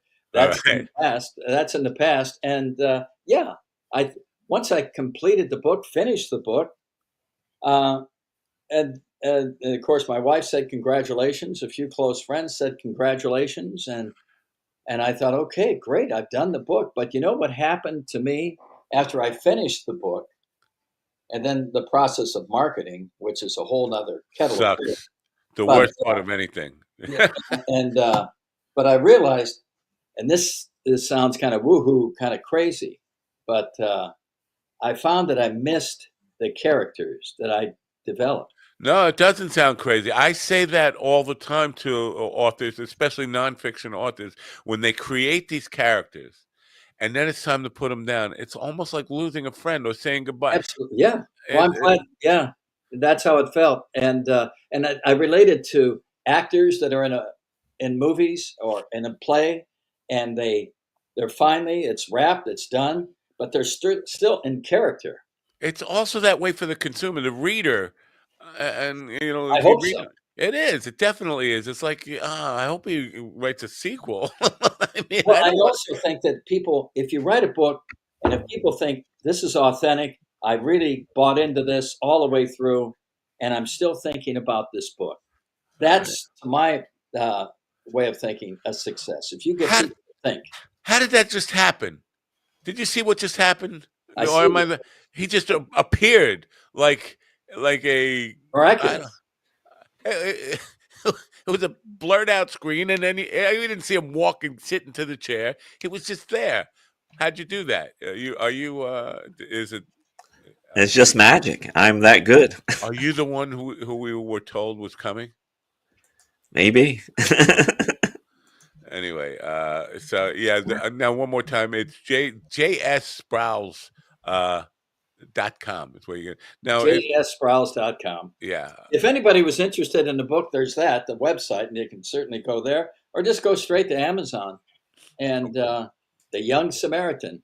Right. And it'll pop up right there. Okay. Has it I know it wasn't meant to be preaching, and this is the final question I'll have for you, but did it strengthen your resolve, your faith in any way, the process of writing this book, or your storytelling about this young man? Did it change you and your perspective on it? Well, I think it surprised me as I was writing. I had an outline in my head of where I wanted to go with the story. I think any author does sort of have a beginning, middle, and end. But you have to leave yourself open to where it might take you, where the characters might take you, and where the circumstances may go. And that surprised me because I realized that I was sort of on this journey of the book too. And so it took me places that I didn't expect to go with the book. And that was fascinating to me. And I think that was part of the writing process, that if you let yourself go and leave yourself open, don't stay so rigid that, well, that's not where I'm going with this story, but open yourself to other thoughts that may be coming in.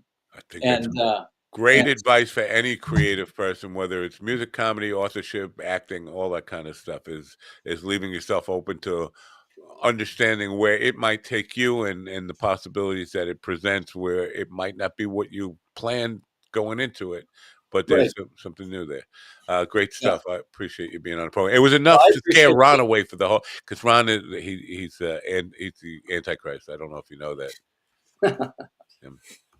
Yes. Anyway, thank you for being here. We appreciate it. Jay Sproul. Yeah, that's great. Thanks for the opportunity. Appreciate it. Okay. Bye for now. Let me take the book out, and then we'll say goodbye. Have a great day. Thanks for being here. All right. Same to you. All right. Now it's time to say goodbye to all our family. KEY, whatever. MIK, JGS, PPT, PTSD. No. No? Ron, are you because I would be scared. I would be full with anxiety. I haven't worked in so long. I can't go back to work for somebody. I'd be like, I can't sleep the whole weekend. I'm not going to sleep. Are you like that, or are you just, it's cool. I got this. No, it is cool. I got this. I don't know. Actually, I kind of want to get back into the groove of working again. Plus, money will be nice instead of Yeah, the unemployment, money because is always good. I have some things I want to do around my house, and me and Laura have been talking, and so we're trying to put some things in place. I'm hoping maybe by the end of the year and beginning of next year, I'll be in Albuquerque, New Mexico. What do you mean, living in or? Yeah, living in Albuquerque. Wow, you like Albuquerque? I thought New Mexico was not a pleasant thing for you when you went down there. Well, I'm going to go to Albuquerque because, for one, it'll be cheaper than living in Los Angeles. So I'm going to live in Albuquerque and kind of set up there. I'm going to produce. The plan is to produce shows out in Albuquerque and Nice. open up a pipeline to LA. And then eventually, if things work out and stuff, it'll be easier for me to commute to LA from New Mexico versus Pennsylvania.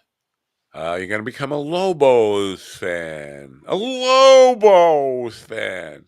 I'm almost on Wii that's actually World. be shooting because the wife already likes werewolf porn. So Yeah. Yeah, I got to get out of Pennsylvania. This scene, I feel. Oh, come on, that's. Yeah, this scene doesn't. It gets in its own way and things like that. They really don't want to grow. It feels like to me. So Yeah. it's time for me to go to another city. Well, you'll be missed around here. I'm going to say that. Well, you will be missed around here. We'll have nobody to get us thrown off of terrestrial radio except Steven, maybe with his little kitty diddling stuff. But yeah, and I think I'm gonna pop on from time to time and things like that. So I won't like completely ghost you guys. All right, cool. Yeah, you know what? Now is it gonna take away from your comedic energy? Because I know if I were working a real job, I don't think I'd have the energy for. I know when trying to do both. The music gigs would just wear me out, and then I would be like a piece of shit on the job the next day. But it's tough to keep the energy for both, right? Yeah, it is. When I was working and doing comedy, you just got to learn how to manage it and Yeah. things. And with the amount of shows I do and stuff like that, I try.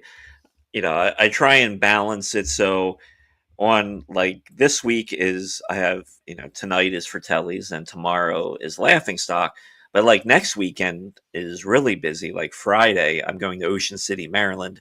And Saturday, I'll be in Williamsport. And then on Sunday, I'm going back to Frederick, Maryland. So wow. See, you could not do that if you were in LA. You would not be able to go to like Frederick and Ocean City. So you go to San Diego and Orange County, and there's plenty of comedy in on the West Coast. Plenty of opportunities for it. So there's plenty of opportunities, and like I'm putting together an email that I'm going to send out for Josh for booking, and there's so many great venues in LA.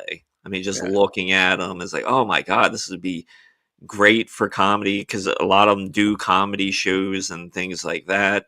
And like some of those clubs, when you see they're doing showcases during the week, but they're normally like a showcase headlined, or the comic who's hosting it is like a big headlining comic. So that's cool. And you know what? Maybe I don't see it as much in New York because I'm too close to it. But when I know the people I know in LA, who, let's say you get on a show with certain people and get part of their circle, they are far more to include you in every opportunity they have. I see people become friends, and then all of a sudden they're on every show that person is now on the rotation of shows that they're on. There's a lot of that going on. A more join along in our journey of booking shows. There's a lot more of that. I don't want to call it click, but groups of people who become friendly and then put you on their shows. There's a lot of that, and those people have name recognition. Some of them. And that's always a good thing to be on shows with people who everybody recognizes the name for. So good luck with that. I'm not sure what it's like in Albuquerque. It's been so long since I've been there. Well, Ron, Ann says, and I'm going to do my best to quote this. She says, "Oh, Ron, good place, New Mexico. We'll be seeing you out there." I think that's how she sounds. Was that Ann? Yeah, Ann out of California. That's the way I think she sounds. You and Ann got a thing going on, huh? I'm just reading the thing. Oh, I thought she was like texting you directly. No, she's chatting in the governor's thing. Oh, in the governor's. Yeah, nobody in their right mind would be like communicating with me directly. That's a good point. Right mind. I never met anybody in their right mind. Yeah, and I think, Matt, I would like to do a podcast for you on your network here. Oh, well, yes, it's about fucking time. Yeah, he waits till he leaves to do it. Yeah, wait till he leaves. Yeah, see, that's because he's going through withdrawal. He's already going through withdrawal. He's like, how can I still be part of Matt's life while I'm not part of Matt's life? I know what I'll do. I'll do a podcast and I'll put it on the show and I'll be one of those guys. No. Well, I've been batting it around for a while. I talked to Damien last year about sunsetting the DNR podcast because, we don't get too much. I do most of the work. He doesn't. So which is why he's fine with not. No, we can keep it going forever, Ron. Yeah, you keep doing all the work. Yeah, but I mean, he was fine. He understood. He understood that, and I got shit going on with shows and things like that. So, like, if I'm going to do a podcast, at least I wanted to add some value. Are you going to be bitter at GD forever for not reminding me to get you a cake for today? I was going to get a candle. First of all, I reminded Matt yesterday. Okay, I remembered to get you a cake. Look at that. I hope you like coconut. Yesterday was a different day. Yeah, I hope you like coconut, Ron. This is a coconut cake. I got it because I didn't know if you like coconut, but I know I do. So if you don't eat it, I will eat it. I love coconut cake. Can I have a piece of coconut cake? Sure. I'll give you my address. It's I'll put it out there right now. And I think I'm gonna try and produce like a showbiz segment. And I can send that to you. Wow, that would be wonderful. Yeah. Yeah. So you know what? Good luck. I mean, I hope the Albuquerque thing works out because I have a built-in promoter waiting for you, an Albuquerque-based promoter who will fucking work for you for free and work harder than anybody you ever met once you go out there. So if that happens, Craig Johnson. Oh, now, Craig, I know you're listening. And he listens later on, but he'll hear me saying this and saying, fuck you, man. I already got enough people you got me fucking promoting like Craig for free. But he's great at that. Because he's like Albuquerque's native son or something. He's actually from Chicago, but he went out to Albuquerque and fell in love with it. And so, but the actual scene out there, like they've only like 2 or 3 clubs in Albuquerque at tops, right, in the whole city. Yeah, there is a big club. I forget the name of that, but there's that. There's that comedy club. Dry Heat's out there, but they're closing. Like I mentioned, coming to New York. I thought they were moving to New York. Yeah, right. They're coming to Brooklyn, which honestly doesn't make sense. But I mean, it's their life; they can do what they want. But yeah, they're closing that club to bring it to Brooklyn. That's weird. Sounds to me like their first thing is not the club. It's almost like the person has like a real job and the club is like a hobby. It's like, I'm moving to Brooklyn. My job is taking me to Brooklyn, so I'm taking Dry Heat with me. Yeah. And what he could do is leave Dry Heat there in the hands of someone else. Like you, for example. I know. I'm very curious to see who's going to take over that space. And in Brooklyn, I could just imagine it's just going to be the basement of another bar. Because if you've been to Brooklyn, Brooklyn is so fucking weird with the comedy scene there. all these comedy shows are happening in basements of regular bars where there's no cover charge to get in the bar. You're in the bar, and then if you want to go to the comedy show, you pay $20 to go downstairs. It's very weird, and I always feel like I'm being like kind of brought into the fucking. It sounds like they're doing anything they can to bring people in the door. That's what that sounds like. Yeah, that's what. And Brooklyn is full, but they don't even advertise as comedy here tonight. You can walk past the place and never even realize there's a comedy show there. So it's a very. My whole career's been like that, so I'd probably fit in. So are you gonna be? We'll talk without him. He doesn't hear us. Are you gonna be happy to never have to deal with TD again? Oh, that's my main reason for going. I was thinking about killing myself just for that reason, just so we don't have to deal with him. I mean, what are you going to do? You're going to be stuck with him now. Just you and him. I know. Believe me, this is part of my anxiety. I want to put out like I'll take anybody to be a buffer between me and him. I just so you know, I've reached out to Willie. I can bring Willie back. So, would you reach out to what? Willie and the dog in the morning. No, not that again. There's too much negativity for me in his world. The guy who I forget about it. Actually, to be honest, man, I have reached out to Robert Taylor, and he agreed to come back and be a full-time member of the show. I am just if I would just shut the fuck up. That's all he asked. Well, yeah, but I don't know what's up with. I don't know what I did to him. He's still a friend on social media, but he never comments back. Very supportive of him, share all his stuff, and I know he's heard me say, "What the fuck what happened with that?" And he never even a comment back in any explanation of what are you mad at me about? Because I got him? I'm sorry, it happened.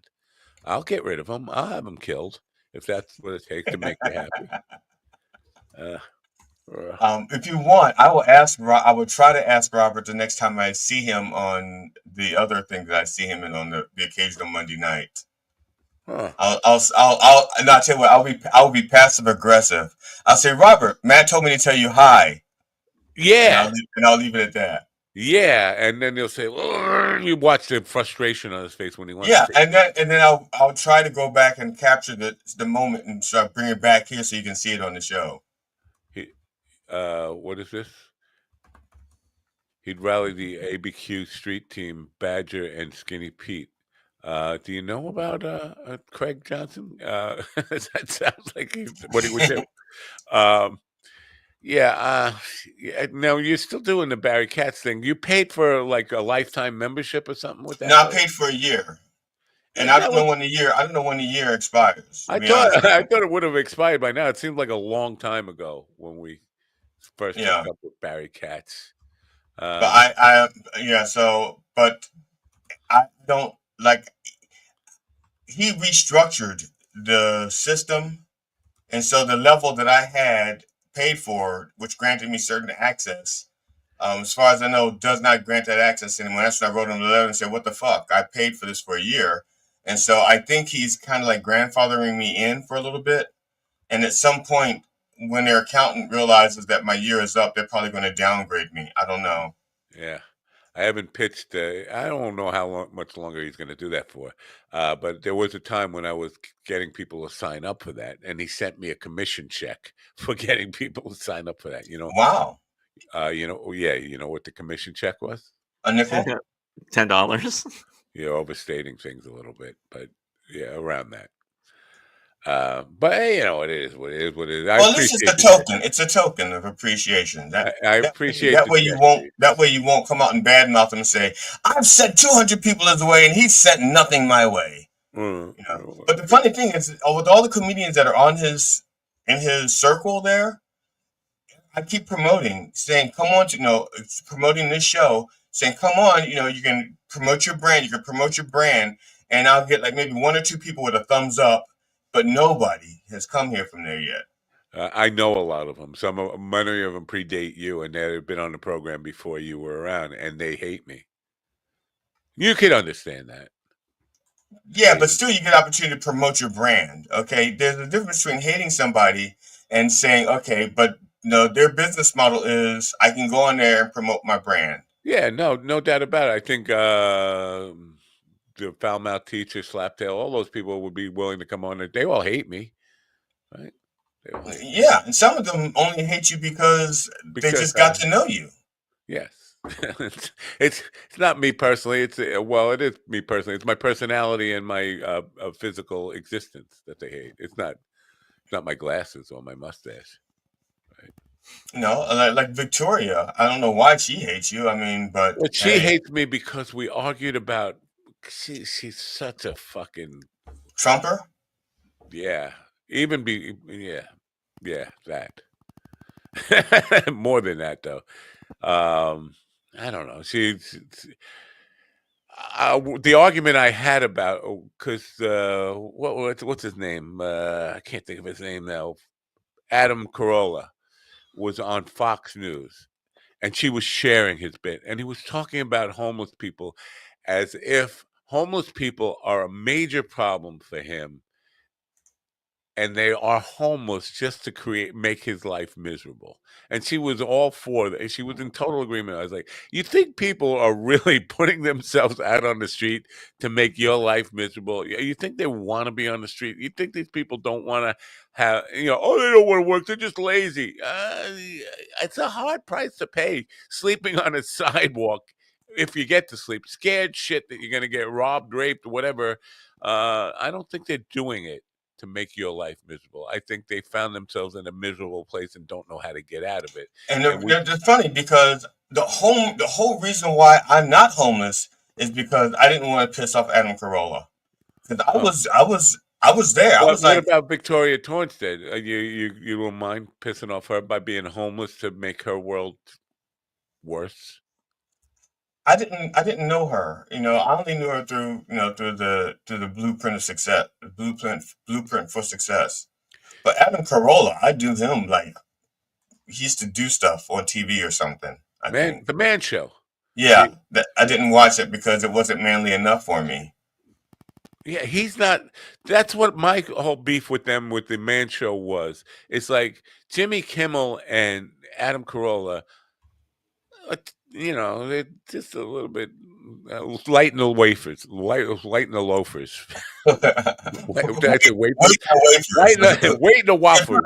The little white in the wafers. They were whippity whippers. The little white in the wafers. Yes, lighten the loafers. They're just not manly men to be doing the man show. I know they talked about titties and ass and all, but anybody could do that. But I know gay men who do that. Yeah. All right. You want to sing a song to Ron? Go ahead. I'll let you sing. Go ahead.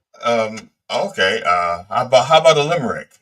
There was a young man from Lazarus. I'm sorry. There was a young man from Nazareth whose way of life was hazardous. He lost his court case. No, his court case was lost, so he was nailed to a cross, and now his life is glamorous.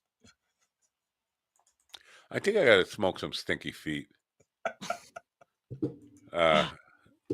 Get yourself a foot pussy this weekend. I don't know. It just doesn't smell like stinky feet to me. By the way, there's always a sale going on down in Weed World. But yeah, Did you ride the roller coaster at Weed World? They were all for the. Well, I said, here's the deal, and I got to send GD the address, so hopefully he will come. If he comes, I think we should do a bit where I try out all the rides at the Canna Cafe, and you could film me on the daring life, thrilling rides, the adrenaline pumping rides at Canna Cafe. And that would be a good bit to have. We need to have some more man on the street type bits and location shit. And so if you come out to Weed World, Weed World, excellent. It's not Wayne's World. It's Weed World because everybody gotta get their weed. I don't know. It's Friday, and nobody's home, so I could smoke weed in the house, which is generally a forbidden. What about won't the dog tell on you? Does your wife come home and say, "Why does it smell so dank in here?" Yeah. You know what? I was cleaning my pipe, and she was on the other end of the house, and she texted me, "Smell like weed down here." I was like, "What the fuck? I'm just cleaning the pipe up here." Is that what you call masturbating?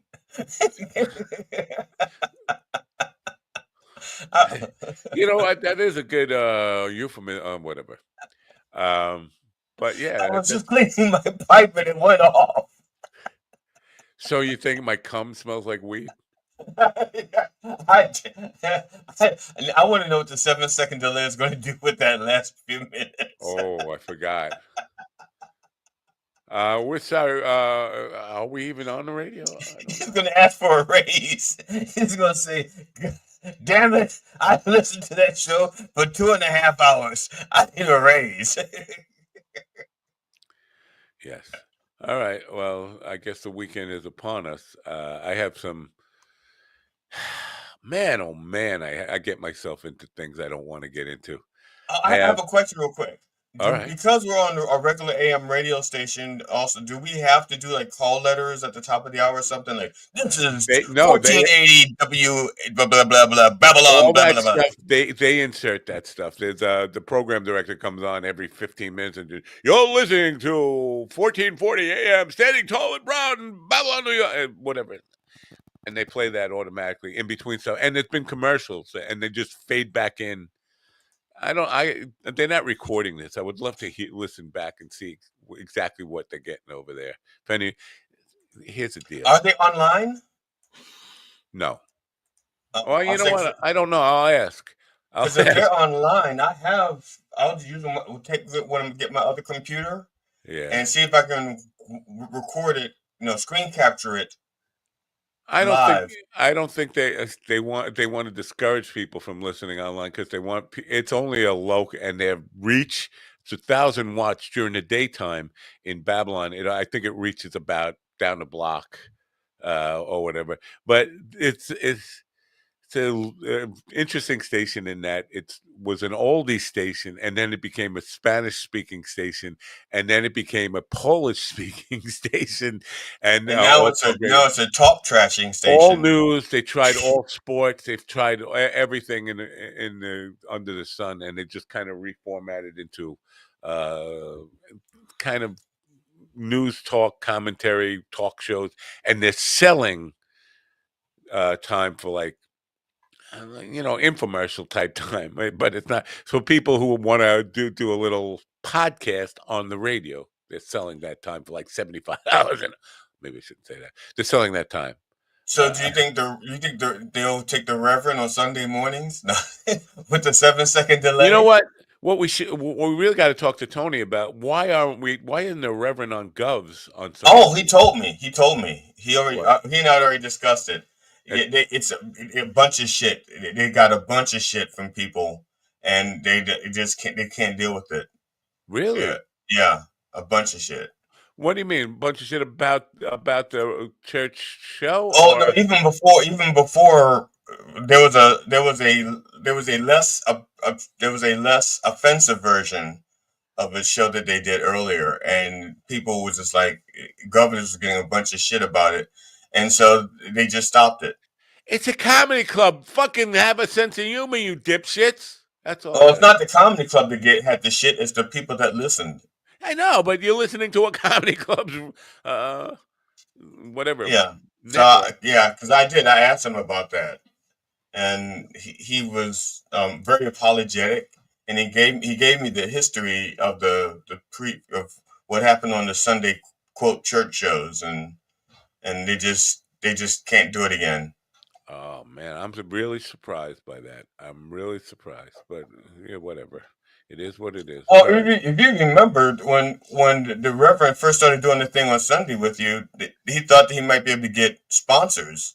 Yeah, but apparently, I don't even know if he even tries anymore. I need to ask him. Somebody called it blasphemous. I forget. You know what? The first thing that got them was the bump for the Lord. Well, that fucking cracked me up because it reminded me of my friend who was an alcoholic who would definitely love that a little bump for the Lord. Bump for the Lord. Mannequin pussy. Right.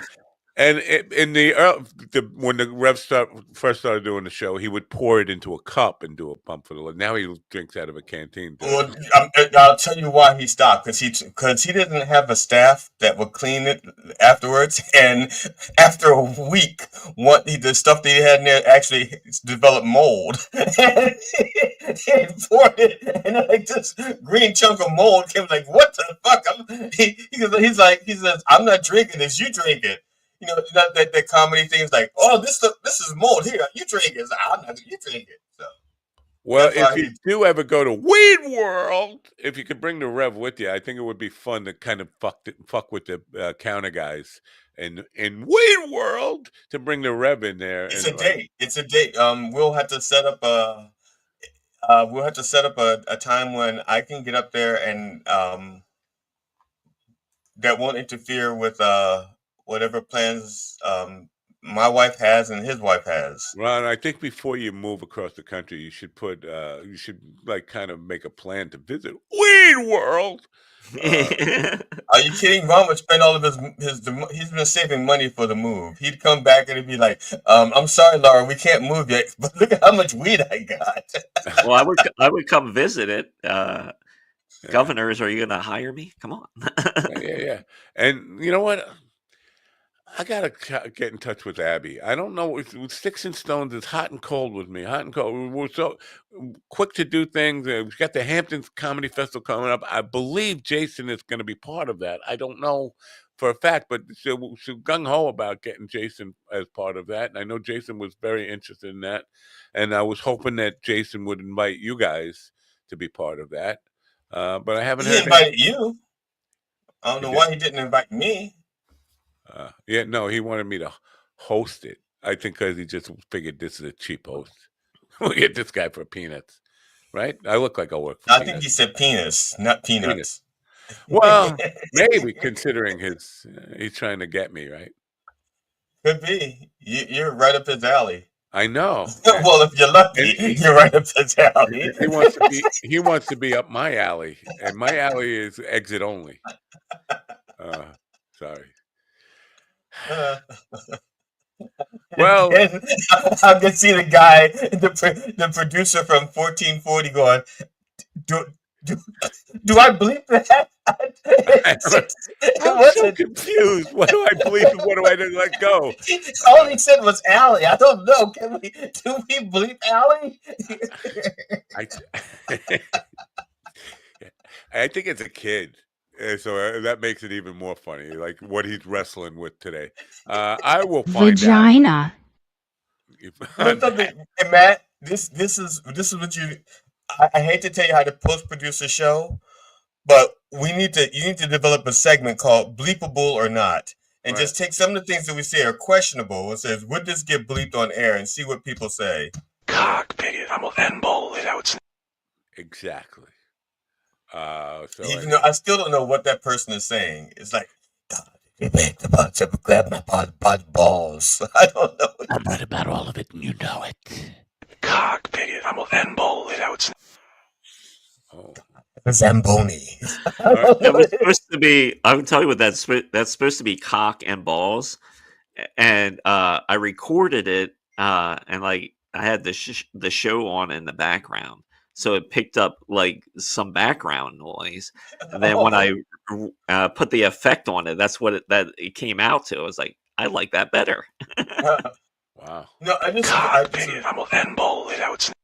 years ago, I was recording a demo record. I was recording I have a multi-track recorder, and I was recording this song I was working on, and I had the headset on, and I'm like singing, and I'm doing all the instruments. And when I went to play it back, you could hear voices in the background, very slight. And I lived by myself at the time.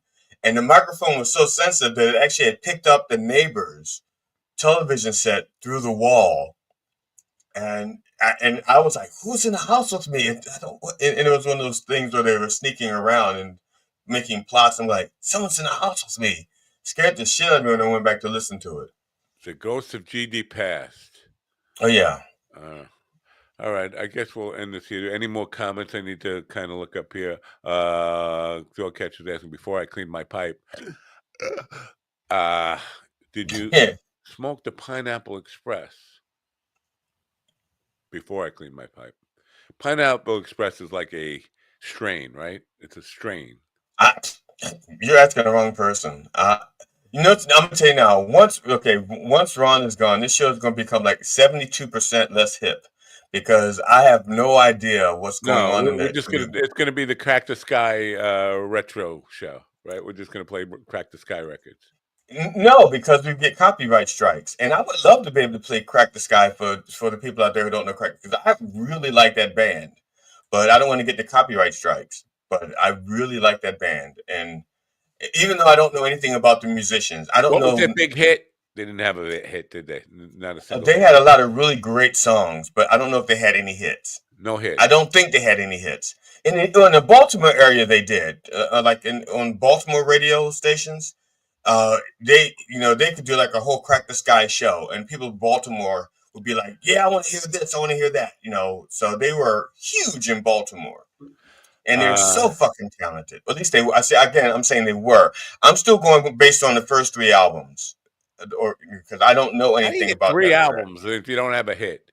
But that's just it. Record company. That's what. I think, Matt, that if you listen to their first 3 albums, even somebody as curmudgeon-y as you would find like one song on each album you go like, "Fuck, that's good." And I mean, I think so. I really, mainly I said because you're a musician, and I think you would also understand some of the work it would go into just doing some of those songs. Let me just come back to this thing because I have a musician friend who is really, really good, meticulous. He's one of these guys who fucking he got it very young. He was a great player all his life, and he's been asking me to kind of collaborate with him on some music. And I sent him some of the AI stuff, that I did the AI music, and I asked him for his impression of it, and he was like, he could see it being commercial and all this stuff. And I said, when I revealed to him, I said, I just wanted to send that to you to see if you could tell it was AI. He said, no, I had no clue that it was AI stuff. And he goes, it's got me to the point, just saying that, I'm ready to sell all my guitars and recording equipment and all that kind of stuff. But then he went and produced one, an AI, a different AI service. And he was like, this is just fucking scary as hell. And he's a guy with a really good ear. I mean, he picks out shit that I miss a lot in mixes. And he was like blown away by how good some of this stuff already is and how convincing it is that it might not sound like classic rock or any of that kind of stuff, but it definitely passes for what's on the radio right now. And you can't tell the difference between Taylor Swift and some of the, or any of one of these commercial artists, Ed Sheeran. I can see why he would say that, especially comparing it to the way music is done today and produced today. Yeah, especially with all the auto-tune stuff, and yeah.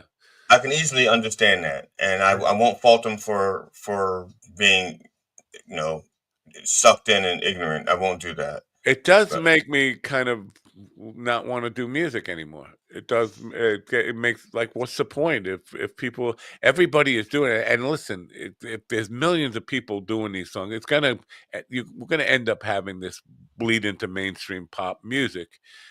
That's no musicians at all. No musicians, no producers, no writers, nothing. It's all a fucking machine somewhere up in the Yukon, just producing this stuff, and people are just accepting it for what it is. Why should I even bother writing anything? Why should I bother playing anything?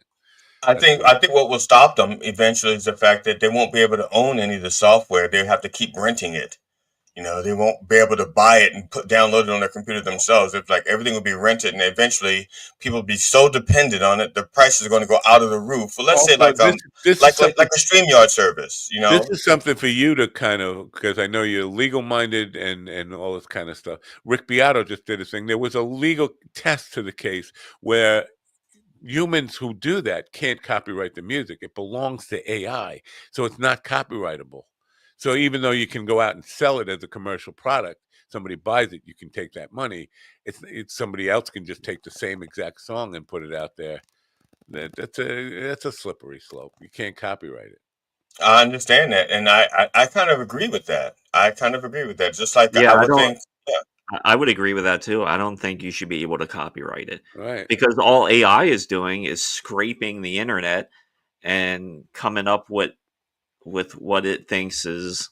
Like for me though, the prompts were really specific. It took me far longer to write out all the details in the prompt than it took to produce and master and mix and all that kind of stuff, the song. So it does require, especially if you want to do it like I did it to get the detail out of it, does require a lot of thought in the prompt and all that kind of stuff. So you would But think. the AI does lack emotion though too.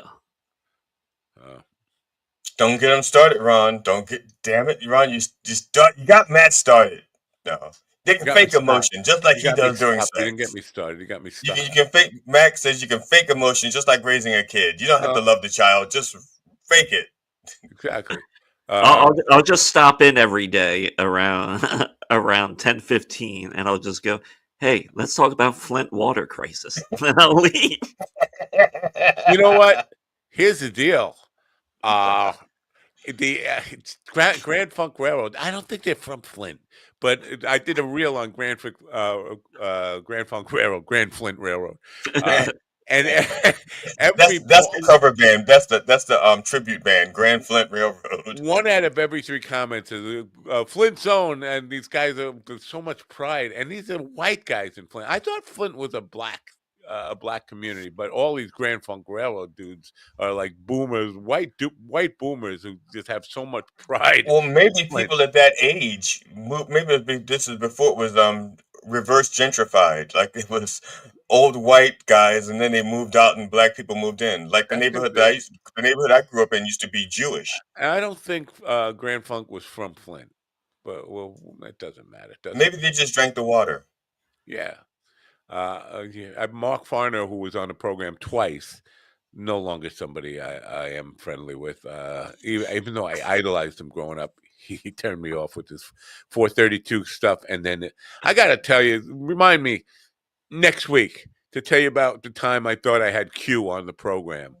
The Q. It was like very early when I started doing the program. I thought this guy might be Q. But he was a 432 guy, so that's how Mark lost me. I don't think he was from Flint. All right, we're done. Ron, enjoy your new phase of your life. Hopefully. Yeah, thanks for having me on for this little over a year now.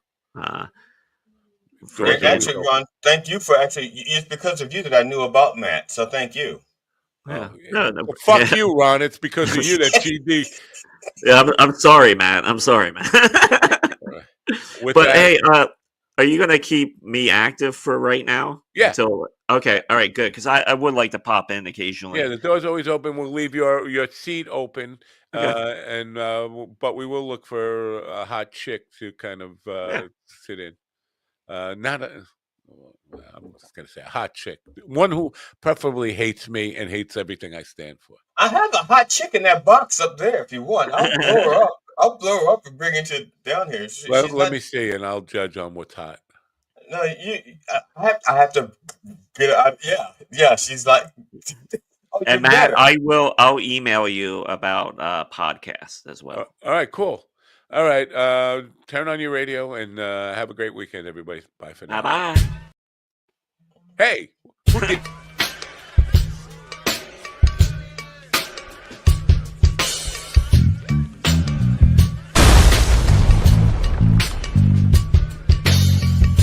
Are you a retard? Fish inside me. Truth is, I'm right about all of it, and you know it. Leave it all. Leave it all.